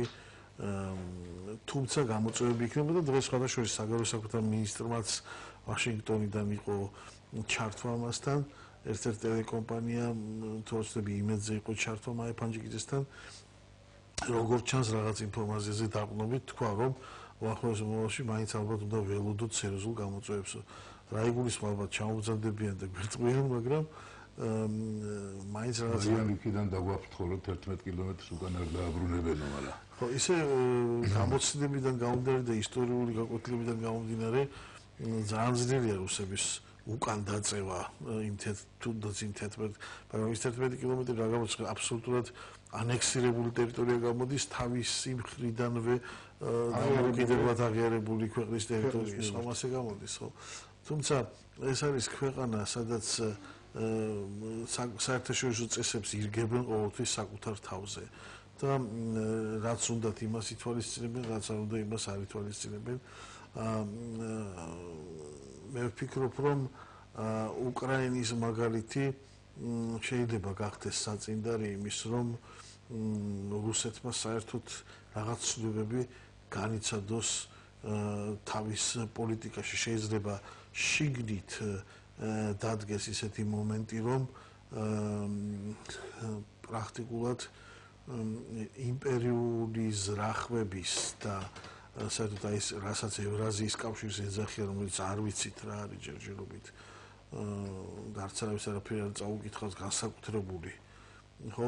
თუ არ ჩავქრით ახლა დუგინის და ვიღაც იდეოლოგების მოსაზრებებს, აი ამის ფონზე შეიძლება პუტინს არ ეპატიოს ეს, რომ ძალიან ბევრი შეცდომა იქნა დაშვებული, თუნდაც რაც ბაგმასოს თქვა, რომ რუსეთი რო არ შეწინააღმდეგებოდა ესე მძაფრად უკრაინას ამ ხელშეკრულების გაფორმებაში, აი ესე დრამატულ შედეგებამდე რუსეთისთვის დღეს რუსეთი ნამდვილად არ მივიდოდა ჩემი აზრით. გასაგებია ბატონო კორნელი, თქვენი აზრით საბოლოოდ როგორ სახეს მიიღებს უკრაინაში პროცესები და ეს ყველაფერი როგორ აისახება საქართველოს? ძალიან რთული არის ხა წინასწარმეტყველება თუ როგორ განვითარდება უკრაინაში მოვლენები, მაგრამ და როგორც უკვე ითქვა, პრინციპში დამოკიდებულია თუ რამდენად თქვათ შეძლებს ახალი ხელისუფლება სწორი ხედვების გამომუშავებას უკრაინაში შექმნილი პრობლემების შესახებ. ყველაზე მთავარი პრობლემა რაც არის და რაც ზუსტად თქვა კიდეც, რომ აქ მარტო თქვათ ევროპასთან კავშირი არ იყო. ანუ ერთ-ერთი იყო კიდე რაც ეს ხალხი ითხოვს, რომ ქვეყანა განთავისუფლდეს კორუფციისგან. ანუ ეს ითხოვს ავტომატურად სისტემურ რეფორმებს, ანუ ამას სჭირდება ხედვა, პროგრამები, რისი დროც სიმართლე გითხრა და ან რესურსები, მე არ ვიცი რამდენად აქვს ახალ ხელისუფლებას, რომელიც ფაქტიურად ძალიან ჭრელი არის და ნუ ესეთი დროებითი ხელისუფლება არის და რამდენად მოახერხებს, მაგრამ ასევე მნიშვნელოვანია, რომ მათ აქვს ახლა უნიკალური შანსი, ისევე როგორც საქართველოს ვარდების რევოლუციის შემდეგ მათ საკმაოდ დიდი მხარდაჭერა აქვთ ამ ეტაპზე და თუ მე მესმის რომ ეს ხელისუფლება ვერა, მაგრამ აი მაისშია არჩეული ხელისუფლება, საინეკ ექნება უნიკალური შანსი რომ შეძლოს გარკვეული რაღაც სისტემური რეფორმების დაწყება, იმიტომ რომ მის მხარეს იქნება საზოგადოებრივი მხარდაჭერა და ყველაზე მტკივნეული რეფორმები ალბათ იქ უნდა დაიწყოს და ეს ეხება განსაკუთრებით ეკონომიკას. ეს მნიშვნელოვანია იმ კუთხით, რომ ფაქტიურად უკრაინა, თუ არ ჩათვლით ბელორუსიას, იყო ოაზისი საბჭოთა, ასე ვთქვათ, ეკონომიკის. თუ გადავხედავთ, ხო ძირითადი პრობლემა რა იყო? ძირითადად იყო ის, რომ უკრაინის ხელისუფლება ვერც ერთი ბოლო 20 წლის განმავლობაში ვერ ბედავდა, თქვათ, ფასების აწევას, თქვათ, იგივე გაზთან დაკავშირებით, ელექტროენერგიასთან დაკავშირებით და სუბსიდირება ხდებოდა ამისი და ეს იმ პირობებში, როდესაც რუსეთიდან უწევდა მას ხო ამისი იმპორტი და ეს ქმნიდა ძალიან მძიმე მდგომარე, მით უმეტეს მძიმე მრეწველობა აქვს ხო აღმოსავლეთ ნაწილში, რომელიც რუსულ ეკონომიკასთან არის ინტეგრირებული. ყველაფერმა ამან შექმნა ეს პირობები და ვიღაცამ უნდა გაბედოს ეს, რომ დაიწყოს ეს რეფორმა, რაც არ იქნება ადვილი, იმიტომ რომ ეს არ იქნება პოპულარული, მაგრამ სხვა გზა არ არის და სწორედ ამიტომაც არის თავიდან როცა თქვათ რუსეთი ეცადა პროპაგანდისტული მიზნით თქვათ რაღაც ესე ნარატივის ჩამოყალიბებას, რომ დასავლეთი არ ეხმარება რუსეთს და ეს ასე არ იყო, დასავლეთი მზად იყო კრედიტების გამოყოფას, ოღონდ იმ პირობით, რომ თუ მოხდებოდა სისტემური რეფორმები, იმიტომ რომ არავის არ სურს თანხის ჩაყრა თქვათ გახეულ ჯიბეში, იმიტომ რომ ყველა მიცის, რომ ეს თანხა აბსოლუტურად უშედეგო იქნება. სწორედ ესეთი მიდგომის საფუძვლის შემდეგ ალბათ დასავლეთი დაეხმარება თუ ნახეს რომ სწორი მიმართულებით მიდის მთავრობა, ეს ბევრ რაღაცაზე იქნება დამოკიდებული, ასევე ყველაზე რთული პრობლემა არის ის, რომ უკრაინას ჯერჯერობით არ ყავს ერთი ლიდერი, ანუ რამდენიმე ლიდერი არის, ასევე ძალიან გაუგებარია თვითონ ტიმოშენკოს ბედი მომავალში და ასევე რაც თავარია გამოცდილი ხელმძღვანელობა, იმიტომ რომ ერთი არის შეიძლება თქვათ მიტინგზე იყო ძალიან აქტიური და არ ვიცი რაღაც იქ მოლოტოვის კოქტეილებს ისროდა, მაგრამ მეორე არის ქვეყნის მართვა. ამის გამოცდილება უმრავლეს ლიდერებს იქ არ აქვს. ასევე მათ ჭირდებათ გუნდი სპეციალური, რომელიც იმუშავებს სხვადასხვა საკითხებზე, რაც თავარია ასევე მნიშვნელოვანია, თუ რა გზავნილს გაუგზავნიან ისინი რუსეთის ხელისუფლებას, იქიდან გამომდინარე, რომ ზედმეტი გაღიზიანება რუსეთის, ასე ვთქვათ, შეიძლება მან კიდევ უფრო დაძაბოს სიტუაცია, რომელიც უკვე თავიდანვე ეჭვის თვალით უყურებს ამ ახალ ხელისუფლებას და აქედან გამომდინარე, აი ბალანსის შენარჩუნება იქნება ძალიან რთული. სხვადასხვა სცენარები არის ზოგადად დასავლეთში, მათ შორის თქვათ, აი ამდენიმე დღის უკან ბჟეზინსკიმ დაწერა ეს სტატია Financial Times-ში, რომელშიც შემდეგ გასაოცრად მან ესეთი იდეა წამოაყენა, რომ იქნება სხვადასხვა სცენარები იწერება, მათ შორის ერთ-ერთი ფინლანდიზაცია, რომ მოხდეს თქვათ უკრაინის, გამომდინარე იქიდან, რომ დასავლეთი ბოლომდე რაღაცნაირად არ არის მზად, რომ თქვათ იმ შემთხვევაში თუ სცენარები განვითარდა თქვათ ცუდი მიმართულებით ჩაერიოს ამ კონფლიქტში და რაც თავარია მათ იციან რუსეთი ამას უყურებს როგორც ნულონჯამიან თამაშს და აქედან გამომდინარე შესაძლოა მისი მხრიდან იყოს პროვოკაციები, მაინც ფიქრობენ იმაზე, რომ თქვათ რუსეთსაც შეუნარჩუნონ გარკვეული სახე და მათ შორის იქიდან გამომდინარე, რომ რუსეთს აქვს ამ რეგიონში რაღაც ინტერესები, მაგრამ ეს არ უნდა იყოს თქვათ უკრაინელი ხალხის არჩევანის ხარჯზე. ანუ ესეთი რაღაც არის. ეს აბსოლუტურად ეხლა ჩვენ წინასწარ ამაზე ვერ ვიტყვით, იმიტომ რომ თვითონ უკრაინულმა ხალხმა უნდა გადაწყვეტოს რა მოდელს აირჩევს.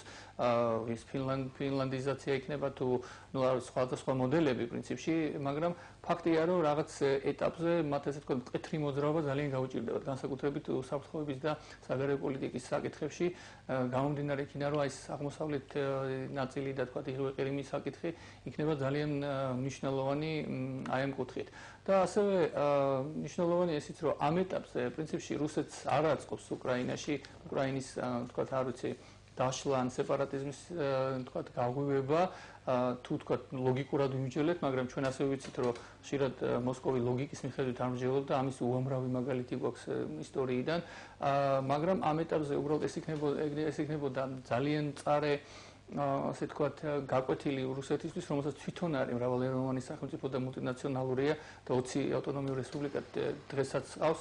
ანუ ეს იქნებოდა კიდევ ერთი პრეცედენტი და რაც თავარია, თვითონ საერთაშორისო თანამეგობრობა და თვითონ ევროპის უსაფრთხოების სისტემა შეუქმნის საფრთხეს და აქედან გამომდინარე მე მაინც გონია, რომ ეს არ არის თქვათ მიუხედავად იმისა, თქვათ არც საქართველოს, არც მოლდოვა, თორე ამოდენა ევროპის შუაგულში ამოდენა დიდი სახელმწიფოს ესე დაშლას მე მგონი არც საერთაშორისო თანამეგობრობა დაუშვებს და არ მგონია, რომ ეს თქვათ რეალური იყოს, თუმცა ამ მცდელობა შეიძლება იყოს. ბატონ ზვიად, აი ძალიან საინტერესო მოსაზრება უკვე რამდენჯერმე გაისმა ჩვენთანაც, რომ არ შედის რუსეთის ინტერესებში უკრაინის გაყოფა, თუმცა საინტერესოა რატომ? თუ კი მაგალითად რუსეთი დაინახავს, რომ მთლიანად მთელს უკრაინაზე კონტროლი ყველა ვარიანტში ნებისმიერ შემთხვევაში დაკარგულია, მაშინ რატომ შეიძლება რომ რუსეთის ინტერესებში არ შედიოდეს თუნდაც მხოლოდ ყირიმში სეპარატისტული ტენდენციების წახალისება?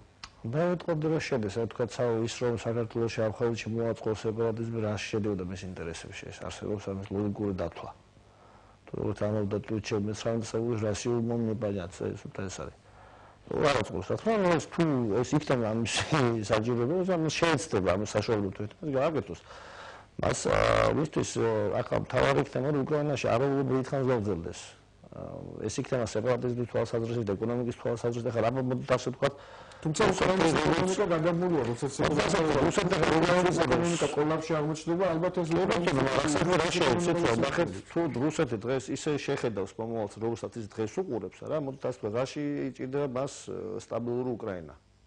არაფერში არ ჭირდება. თუ ის ასე შეხედავს, როგორც დღეს უყურებს სამყაროს. აი ძველი რაღაც იმპერიული კლიშეები თვითონ ზემოთკის უფროსი ძმა და დანარჩენი ყველა მისი უმცროსი მოძმეები არიან, ხო, როგორც კიევის რუსეთში, ხო, უფროსი კნაზი და დანარჩენი ყველა მისი მოძმეები. ის ასე უყურებს. ამიტომ ასე ადგა საკითხი რუსეთი არ გააღვივებს სეპარატიზმს. თქონა გააღვივებს, ის მას თუ დაჭირდა, მაგრამ აქ თავარი რომ თუ დასავლეთი არ არის მზად უკრაინა დაიშალოს და ის თქვა კატეგორიული წინააღმდეგი იქნება უკრაინის როგორც სახელმწიფოს დაშლის და ამავე დროს თვითონ რაც თავარია უკრაინული საზოგადოება და თვითონ ბირთვი უკრაინელების აღმოჩნდება მდგრადი ამ საკითხთან მიმართებაში, რუსეთი ძულებული იქნება გაჩერდეს. აი იგივე თქვა, რაც თქვით არა ენასთან დაკავშირებით. მე მაგალითად ესეთი აზრი გამიჩნდა, რომ თქვა, აი ახლა რომ არ გაეუქმებინა, თქვა, აი ეს მეორენოვანი, თქვა, ეს ედის საკითხია რა, რაღაცა დროის მერე მისი გაუქმება უფრო გაუჭირდებოდა. და ეს ეგრეთ წოდებული მრავალენოვნება ოდესღაც უკრაინას თვითონ დაშლიდა. გესმით, ამიტომ ეს არის ნათქვამი, სახელმწიფო ენა არსებობს ერთი, იქ არ არის საუბარი იმას, რომ რუსული ეკრძალება, სხვა ენის გამოყენება ეკრძალება რა, იმიტომ რომ ეს კანონი თავის დროზე იუშენკომ მიიღო რევოლუციის ფონზე, ანუ რადიკალური აღდგენების ფონზე გამოაცხადა უკრაინული ერთადერთი სახელმწიფო ენა. სხვა სტაბილურ ვითარებაში ეს ამას ვერ შეძლებდა. რომ მაშინვე გაჩნდებოდა ზუსტად ის წინააღმდეგობა იმ ხალხიდან, რომელიც ამბობს, რომ აი, თქვა, ჩვენი უფლებები ილახება როგორც უმცირესობის. ამიტომ ახლაც მიიღეს ეს გადაწყვეტილება. ხო, ნახოთ შემდგომში როგორ თანმიმდევრულად იქნებიან ამ პოლიტიკაში, მაგრამ ის რომ ვიგნან თუ არა ეს გადაწყვეტილება გამოიწვევს მაინც და მაინც უკრაინის სეპარატიზმის საფრთხის გაღვივებას, მე რაღაც მეეჭობა ეს ასე იყოს. მეორეც არის აქ ყირიმში არის თქვა, როგორ თქვით, ბატონო სოსომძანა, მგონი 47%-მდე იქ არის თათრები და უკრაინელები ცხოვრობენ. არა, ის ხალხი არ უწევს სეპარატიზმის ხარს. მეორეც თქვათ გამოაცხადა ყირიმა და მოუკიდებლობა, რა ხდება, მას აქვს ამის უფლება, თქო, არ აქვს. მას სრული უფლება აქვს უკრაინის სახელმწიფოს და სამხედრო ძალებთან ჩაერიოს იქ. გასაკვირველია, თუმცა პირდაპირ რუსეთს გამოცხადებული რომ დაიცავს თავის მოქალაქეებს, რა თქმა უნდა, მაგრამ პირდაპირ საზღვრით ისე კარგად არ არის მიერთებული რუსეთის საზღვრებს ყირიმი. როგორც სხვა შემთხვევაში შეიძლება იყოს. ანუ მთელი კასკადი იქნება, თქვა, სცენარების არის. ერთადერთ შემთხვევაში არ იქნება რუსეთი მოსულნელი იქ მოხდეს სეპარატიზმი, თუ ახალი ხელისუფლება მოახდენს კონსოლიდირებას საკუთარ თავში. თუ ხელისუფლება კონსოლიდირებას ვერ მოახდენს, ის ნებისმიერ შემთხვევაში პრობლემაშია. პრობლემა უფრო მეტად გააღრმავდება უკრაინაში. ამ შემთხვევაში მე ასე ვუყურებ. ამიტომ რუსეთისა, რა თქმა უნდა, თუ მან შეხედა, მით უმეტეს იმის, რომ ახალმა ახლა ვის ასრულებს პრეზიდენტის მოვალეობას, მან სხვა ჩოს ოფიციალურად გამოაცხადა, რომ ისინი მომხრენიან რუსეთთან დიალოგს, მას არ უთქვავს, რომ ისინი წინააღმდეგ მინდიან აი მე რუსეთის წინააღმდეგ. და აი აქ არა ესეთი რაღაცა, თუ კიდევ ერთხელ, თუ უკრაინული ხელისუფლება იქნება კონსოლიდირებული, ისინი მოახერხებენ ინტერესთა კონსოლიდაციას და მეტნაკლებად დაბალანსებას, ისინი შეძლებენ სამშვიდობოს გასვლას. როგორც წესი, არც ერთი სახელმწიფო არ იქნება ვიღაცის მხოლოდ კეთილი ნების მიხედვით. ყველა სახელმწიფო იქნება საკუთარი აი უბედურების მიხედვით. უკრაინა ახლა როგორც სახელმწიფო, ახლა იქნება ეს როგორც სახელმწიფო. ის როგორც სახელმწიფო აი ამ ფორმით ისტორიაში ის ცოტა სხვაგვარად არსებობდა. ხდებით? ამიტომ ეს არის სახელმწიფოს ჩამოყალიბების პროცესი. ახლა თუ უკრაინამ გაუძლო რომ ეს დანარჩენი რეგიონებიც ასე ვთქვათ შემოიმტკიცა რა და მე მგონია რომ ეგ რუსულენოვან რეგიონებში იქ არ არის ესეთი ჰომოგენური აზრი რუსულენოვან მოსახლეობაში რომ გინდა თუ არა მათ ყველას რუსეთი უნდა, იმიტომ რომ იყო პერიოდი ვთქვათ ვთქვათ რა ქვია კაცო პორტუგალის რევოლუცია როგორიც ნარინჯის რევოლუციის პერიოდში რომ რუსული მოსახლეობის საკმაოდ დიდმა ნაწილმა განსაკუთრებით თქვენ წარმოადგენთ საუნივერსიტეტო ინტელექტუალებმა მხარე დაუჭირეს იუშენკოს. ამიტომ ეს პიკ არის გარკვეული გასამხედროებული ხან ფორმალური, ხან არაფორმალური ჯგუფები, რომლებიც უფრო მეტად მოქმედებენ. და აი, როდესაც იყო ზუსტად რომ თუ გუშინ იყო, მე მგონი, YouTube-ზე გაავრცელეს ესეთი ასე ვთქვათ, ფაქტი იყო სევასტოპოლში, რომ ეგ გამოდის ვიღაცა ეს რუსი და ეგ აცხადებს რომ პოლკოვნიკების გვარებს იმას და დაურეგა ხა იმენი არ არის რა, ეს არის არსენა მარაბდელია და ჩამოარეგა მოკლედ ყველაფერი და აჯაღდა ყირიმი რა. ამ შემთხვევაში აი აქ უნდა იყოს ზუსტად უკვე ზუსტი და პრინციპული უკრაინის მთავრობა. არა სუსტი და უნიათო არა, უნდა იყოს ზუსტი და პრინციპული. არავითარ შემთხვევაში ესე პირდაპირ ყველაფერს როგორ თქვენ ისეთ რა არ გამოიყოთ უკრაინა თქვენ რასაც მოითხოვთ ყველაფერს შეგისრულებთ ეს სეპარატისტი არ შეასუსტებს ეს გააძლიერებს პირიქით. ამიტომ თუ იქნება ამ შემთხვევაში კოორდინაციაში ოღონდ დასავლურ სახელმწიფოებთან უკრაინა მოახერხებს ერთიანობის შენარჩუნებას და თუ ის აცდება ამ კოორდინაციას მაშინ რუსეთს კითხვა რატომ არ აწყობს რომ დაიშალოს უკრაინა რა შეუშლის ხელს. როცა ის აღიქვავს რომ უკრაინა არის ჩვეულებრივ აკრაინა მხარეა რუსეთის ისტორიული მხარე მისი გაგებით რუსეთი როგორც არსებობს ის ჩვეულებრივ ისტორიული ნაწილია და თქვათ ეს უსინდის რომ დასავლეთ და მსოფლიოს და ამერიკა ართმევს მის ისტორიულ ნაწილს ამ სამართლიან რუსეთს. ხო და დარწმუნებულია უკრაინის მოსახლეობის საკმაოდ დიდი ნაწილი მასა ამაში დარწმუნებულია. რომ გითხოთ მისთვის გასაგებია ხა ესეთ პროცესს არ როგორ მოიხსენებენ ერთმანეთს. ამის უკრაინა ჩვეულებრივ რუსეთია. ამიტომ მე ესე რომ პირდაპირ არ დაშლის, ასე არ იქნება თამაში. ეს საკმაოდ რთული ბრძოლაა და სხვა შორის დუგინმა თქვა რა, გუშ გავრცელდეს ინფორმაცია, რომ სხვა შორის სწორი თქვა. რომ დღესო დგასო რუსეთის ისტორიული ღამე პუტინისთვის თუ ის მიიღებს თქვა უფრო აგრესიულ გადაწყვეტილებას მას შეუძლია რომ კიდე რაღაც წინსვლა გააგრძელოს და თუ არ მიიღებს და უკან დაიხევს შეიძლება ევროპაიდან მან მიიღოს რუსეთში არა გამორჩეულად მიიღოს რაღაც დროის მერე თუმცა ეს როდის იქნება გარავინ არ იცის რუსეთის სპეციფიკური ქვეყანაა რა ამიტომ რუსეთის ესე პირდაპირ თქმა რომ ის რაღაცაზე უკან დაიხევს ან არ დაიხევს ხო ნუ არ ვიცი ხა ჩვენთან ამის ფაქტი ზუსტად მართლმსაჯულების ამბავია რა ნუ კითხვა არის რაში გჭირდა აი რაში ჭირდებათ რა სარგებთ მათ ეს თორე კარგით ახლა გაავლონის მართლმსაჯულები თუ იქით მაინც რა გადავდიოდნენ ქართველები მეორე მხარეს და მაინც გაავლო ესე მაინც თავისი დაადასტურა რომ დაინახოს ის მაინც მისია არის ასე თუ ის არის გახარებული რაღაც არ ვიცი რაღაცა ხიბლს აღშეკრობილი ეთყობა და უკრაინასთან მიმართებაშიც ის როგორც ჩანს ასე მოიქცევა მას ის თუ დაჭირდა ის არ იქნება ესე რომ ის უხელდაკრეფილებლად იტყვის რომ მოდი დაბა დავშალოთ თუ არ დავშალოთ შეიძლება თუ არ შეიძლება ის თulis რომ ეს არის გეოპოლიტიკური ბრძოლა სადაც იბრძვის რუსეთი დანარჩენი სოფლის წინააღმდეგ და თუ თქვა მოიგებს თუ არა და როგორც იქნება არ შეიძლება ესე დარჩება ნუ სამწუხაროდ ასე უყურებს არა სამწუხაროდ ასე უყურებს და ნახოთ ახლა თვითონ საბოლოო ჯამში ხა მაინც რა თქმა უნდა ჩვენი საუბარი ბაზის ჰიპოთეტურია ესე პირდაპირ თქვა რომ ეს გინდა თუ რა ასე იქნება ან ისე ჩვენ ეს არ ვიცით მაგრამ ნუ თუ ახლა შეხედა ალბათ რუსეთმა რომ უბრალოდ მისი ბრძოლა ნელა წაგების კემედის რომ თქვა უბრალოდ სახე რომ შეინარჩუნოს შეიძლება მაშინ შეეცადოს ის რომ უბრალოდ გაჩერდეს და მან თქვა ოფიციალურად არ დაუჭიროს სეპარატისტ მხარეთო თუ ხედავს რომ ჯერჯერობით მას კიდე ძალა შესწევს ანუ სადღაც მისი გავლენა კიდე ძლიერია და ის ნუ რა ვიცი ასე თქვა კარგი თუ ცუდი გაგებთ კალში არ არის მოქცეული არა ის რა თქმა უნდა შეეცდება რომ წინე აროს რომ თელმის ეს პუტინის ეპოპეა და არა მარტო პუტინის თელუსეთის ისტორიის მაგრამ ნუ პუტინის განსაკუთრებით ეს არის რომ მედის და მედის ხო ამ და ძელ დროს რომ დატოვეს იმ ძველმა და პრობლემა ტრადიცია რუსეთში მას საძოვარი არ იცნის სადგადეს საძოვარ სადაც დაინახავს ის მიერეკება მის სახელმწიფოს და ამიტომ წავა იქ წინაც არ უნდა შეუშლის ხელს უბრალოდ თვითონ არ გაჩერდება თუ სხვა მას შეუშავა ხელს და უკრაინა და დასავლეთი თუ კოორდინაციაში იქნებიან ნუ თვლი რომ იძულებული იქნება რუსეთი უნდა თუ არ უნდა უკვე დასავლეთის ინტერესებსაც გაუწევს ანგარიში იმიტომ რომ ბოლო-ბოლო იმ ნავთო პროდუქტებისგან საიდანაც მას აქვს შემოსავალი დასავლეთს ეს დამოკიდებული იქიდანაც თუ მან ეს არ ნახა არა ეს რაღაც სარგებელი ეს პირდაპირ ყველაფერზე მას ომი გამოუცხადოს მე მგონი აქ სადღაც ახლა ამდენი რაციონალიზმი ყოფნით ახლა მგონია რომ თქვათ ეს ირაციონალური იყო ასეთ საკითხებში მაგრამ ნუ არის საკითხები რომელსაც საკუთარი ხედვით უყურებენ უბრალოდ და ჩვენ ნუ სხვანაირად გვინდა რომ დავინახოთ განსაკუთრებით და გადაცემის ბოლოს ზოგადად აი უკრაინის მოვლენების შემდეგ დასავლეთის ინტერესის გაზრდა რეგიონის მიმართ, მათ შორის საქართველოს მიმართ. აი ეს საკითხი როგორ გესახებათ? რამდენად გაიზრდება დასავლეთის ინტერესი მთლიანად რეგიონის მიმართ და კონკრეტულად ჩვენთვის ალბათ ყველაზე საინტერესოა. დღევანდელი შეხვედრა ფაქტია, რომ გაზრდა. მინდა რომ ყველას დაგისვათ ეს შეკითხვა. დღევანდელი შეხვედრაზე ვისაუბრეთ, თუმცა აი ალბათ საინტერესო იქნება ვისაუბროთ იმაზე, რამდენად გაგრძელდება ეს ინტერესი და რამდენად ასე ვთქვათ მატერიალურ სახეს მიიღებს თუნდაც. ნაც გარკვეულწილად მე როგორც საინფორმაციო ბატონზე შეიძლება უკეთ მოგვახსენოს, მაგრამ მე რაც დავიკითხე იქ არის რომ ეს გარკვეულ დახმარება, ნუ ძალიან ბევრი არა, მაგრამ გადაწყვეტეს თქვათ მოლდოვის და ჩვენთვის და პლუს რაღაც ბიზნესმენთან კონფერენციის ჩატარებას აპირებენ. პოლიტიკური მხარდაჭერა თუნდაც იგივე მართლობთ. პოლიტიკური მხარდაჭერა ესენი გვიცხადდებენ და ჩვენზე ეცით დამოკიდებული მაინც.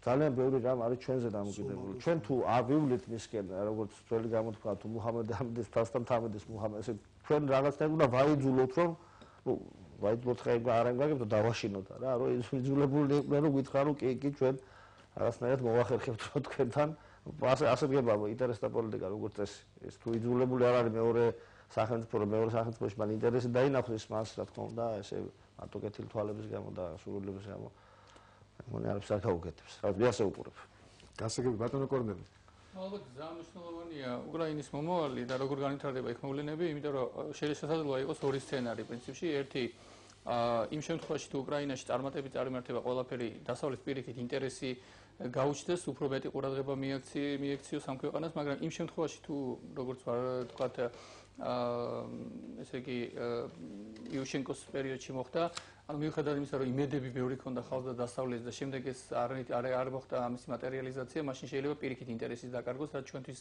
ცუდი იქნება აქედან გამომდინარე ჩვენ ახლა არ ვიცით ორივე ამ სცენარს არსებობის უფლება აქვს თუ როგორ იქნება მაგრამ ფაქტია რომ ამ ეტაპზე დასავლეთის ინტერესი არის ზოგადად და თუნდაც ეს ვიზიტი რომელიც შედგა და სხვათა შორის აქ ჩვენ არ გვითქვია მაგრამ არ უნდა ეს გამოგჩეს ისიც რომ ეს ვიზიტი ხორციელდება არა მარტო საქართველოს დელეგაციის არამედ მოლდოვის დელეგაციის და მოლდოვის ხელმძღვანელობაც არის მიწვეული ანუ ეს არის სპეციალურად გაკეთა ეს სწრაფად რომ ამ ორ ქვეყნის მოსახლეობას და მთლიანად სახელმწიფოებს გარკვეული გზავნილი გაიგზავნოთ რომ შეერთებული შტატების ადმინისტრაცია მხარს უჭერს მათ ევროატლანტიკურ მისწრაფებებს და სწორედ ესეც იყო ერთ-ერთი მიზეზი თქვა აი ამ შეხვედრის აი ეს სწრაფად ჩატარების მოზევის საუბრით პრაქტიკულად დავადასტურეთ ეს თავშევე და აღიარეთ პრაქტიკულად რომ ის განვითარება რო არ ყოფილიყო უკრაინაში რაც თვალწინ გვიდგას შეიძლება და ეს ვიზიტი ასე მალე არ მოხდარიყო მე მინდა ერთ რეპლიკის სახით ვთქვა აი ამ ენის სტატუსის გაუქმებასთან დაკავშირებით და მაინც იმაჩნია რომ ეს იყო არასწორი ნაბიჯი მიუხედავად იმისა რომ თქვენ ასე არ ფიქრობთ რაღაც პარალელს ხედავ თქვენ წარმოიდგინეთ იმ გადაწყვეტილებასთანაც რომელიც თავის დროზე მიიღო ზვიად გამსახურდია მოვიდა თუ არა ხელისუფლებაში სამხრეთ ოსეთის ავტონომიური ოლქი გააუქმა ესეთ ერთი თვალის დახამხავებაში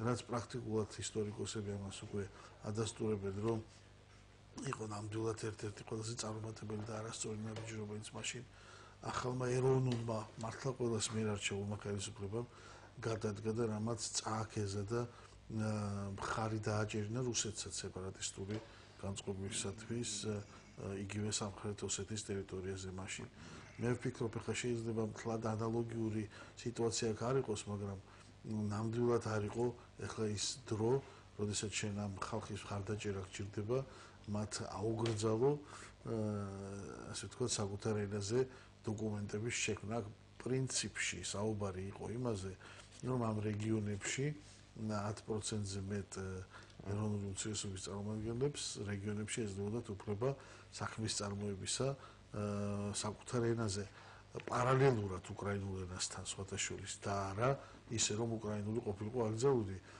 თორემ სხვა მხრივ მათ ვერც ვერავინ ვერ აუგზავნებდა ვერასდროს იგივე რუსულ ან იგივე უნგრულ ენაზე საუბარს ეს წლების განმავლობაში ასე რაც ამ ხალხით არის დასახლებული ეს რეგიონები ხომ არ არის ამიტომ იმაჩნია რომ თუ აი ასეთ ნაბიჯებს არ გადადგამს ხელისუფლება და პრაქტიკულად ყველა თანხმდებით იმაში რომ მომავალი არის უპირველესად დამოკიდებული უკრაინის ხელისუფლებაზე რამდენად სწორ და გონივრულ ნაბიჯებს გადადგამს უკრაინის ახალი ხელისუფლება და რამდენად მონოლიტური და ერთგული იქნება ის იმ იდეალებისა რომლის დროშის ქვეშაც წარიმართა მთელი ეს მოვლენები ამ სამი თვის განმავლობაში ეს არის ევროინტეგრაციის გზაზე ასე ვთქვათ უკან უხედავი სვა და რა თქმა უნდა კორუფცია არის ძალიან მნიშვნელოვანი მომენტი რომელშიც პრაქტიკულად ჩახშობილია უკრაინის საზოგადოება და უკრაინის სახელმწიფო რომელიც გახდა აუცილებლად ერთ-ერთი წინაპირობა იმისა რომ ხალხის ასე ვთქვათ ნებათა ხელამ ასე იფეთქა კიევში გასაგებია შეიძლება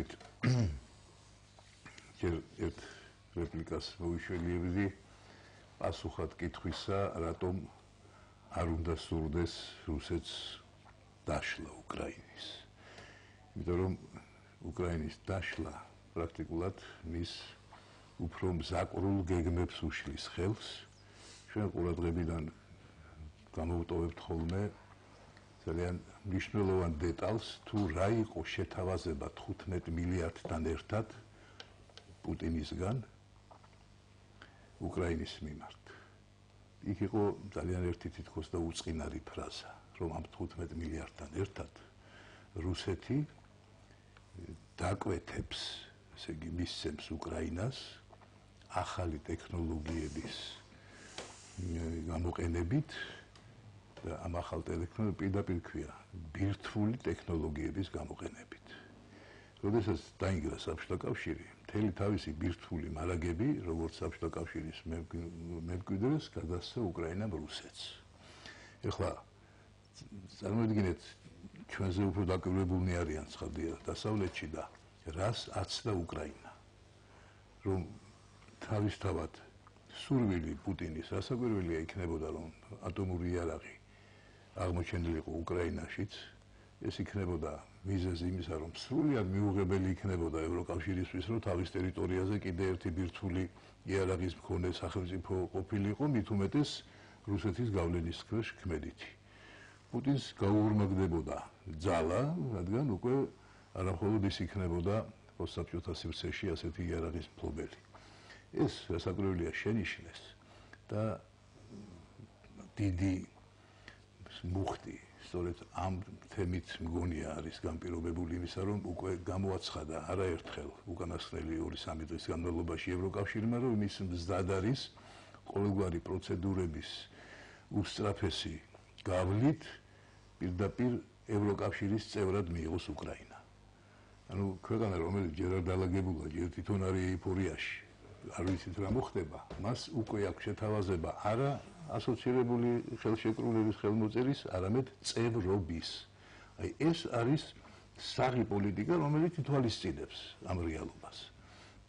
რაც შეეხება რეგიონის მიმართ ყურადღებას, რასაკვირველია, სწორედ ეს ერთ-ერთი გამოხატულებაა, რომ უკრაინა, როგორც ყველაზე მნიშვნელოვანი აქტორი აი ამ რეგიონში, იყოს რამენაირად მოცული ევროპული დემოკრატიული გარემოთი და არა იმით, რისგანაც ასე ერთგულად გარბის უკრაინელი ხალხი.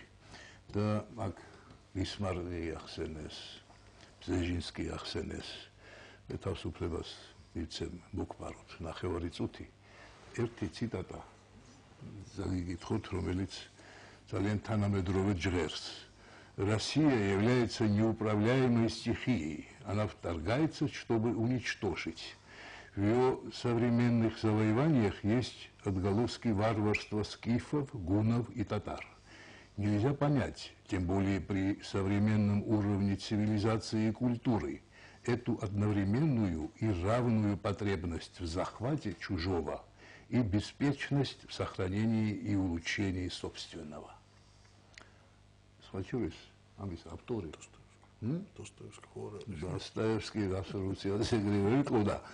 Достоевский ადრე იყო ეს დაწერილი 250 წელზე მეტი წლის უკან და ეს ამის ავტორი გახლავთ ალექსანდრე დიუმა ეს მის წიგნში წერია კავკასია გამოსცა მან 1859 წელს და საკვირველია რომ იგივე წიგნი რუსულ ენაზე 2 წელიწადში გამოიცა თბილისში.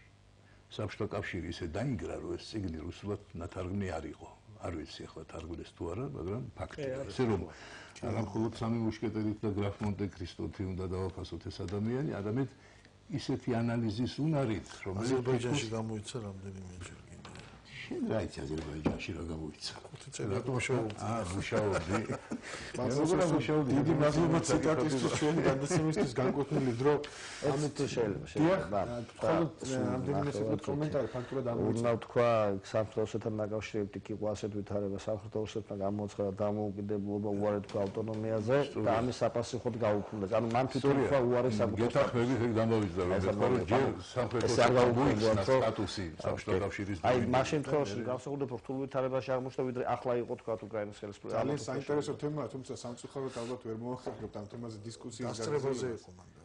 დისკუსიის გაგრძელება იმიტომ რომ ჩვენი გადაცემისთვის განკუთვნილი დრო ამოიწურა, მინდა გადაცემის ბოლოს მადლობა გადაუხადო ჩვენ სტუმრებს მობრძანებისთვის, საინტერესო საუბრისთვის, მადლობა გადაუხადო ტელემაყურებელს ყურადღებისთვის, არგუმენტების დრო დღეს ამ გემშვიდობებად, შეხლებით ერთმანეთს 5 შაბათს 21 საათსა და 30 წუთზე. კარგად ბრძანდებოდეთ.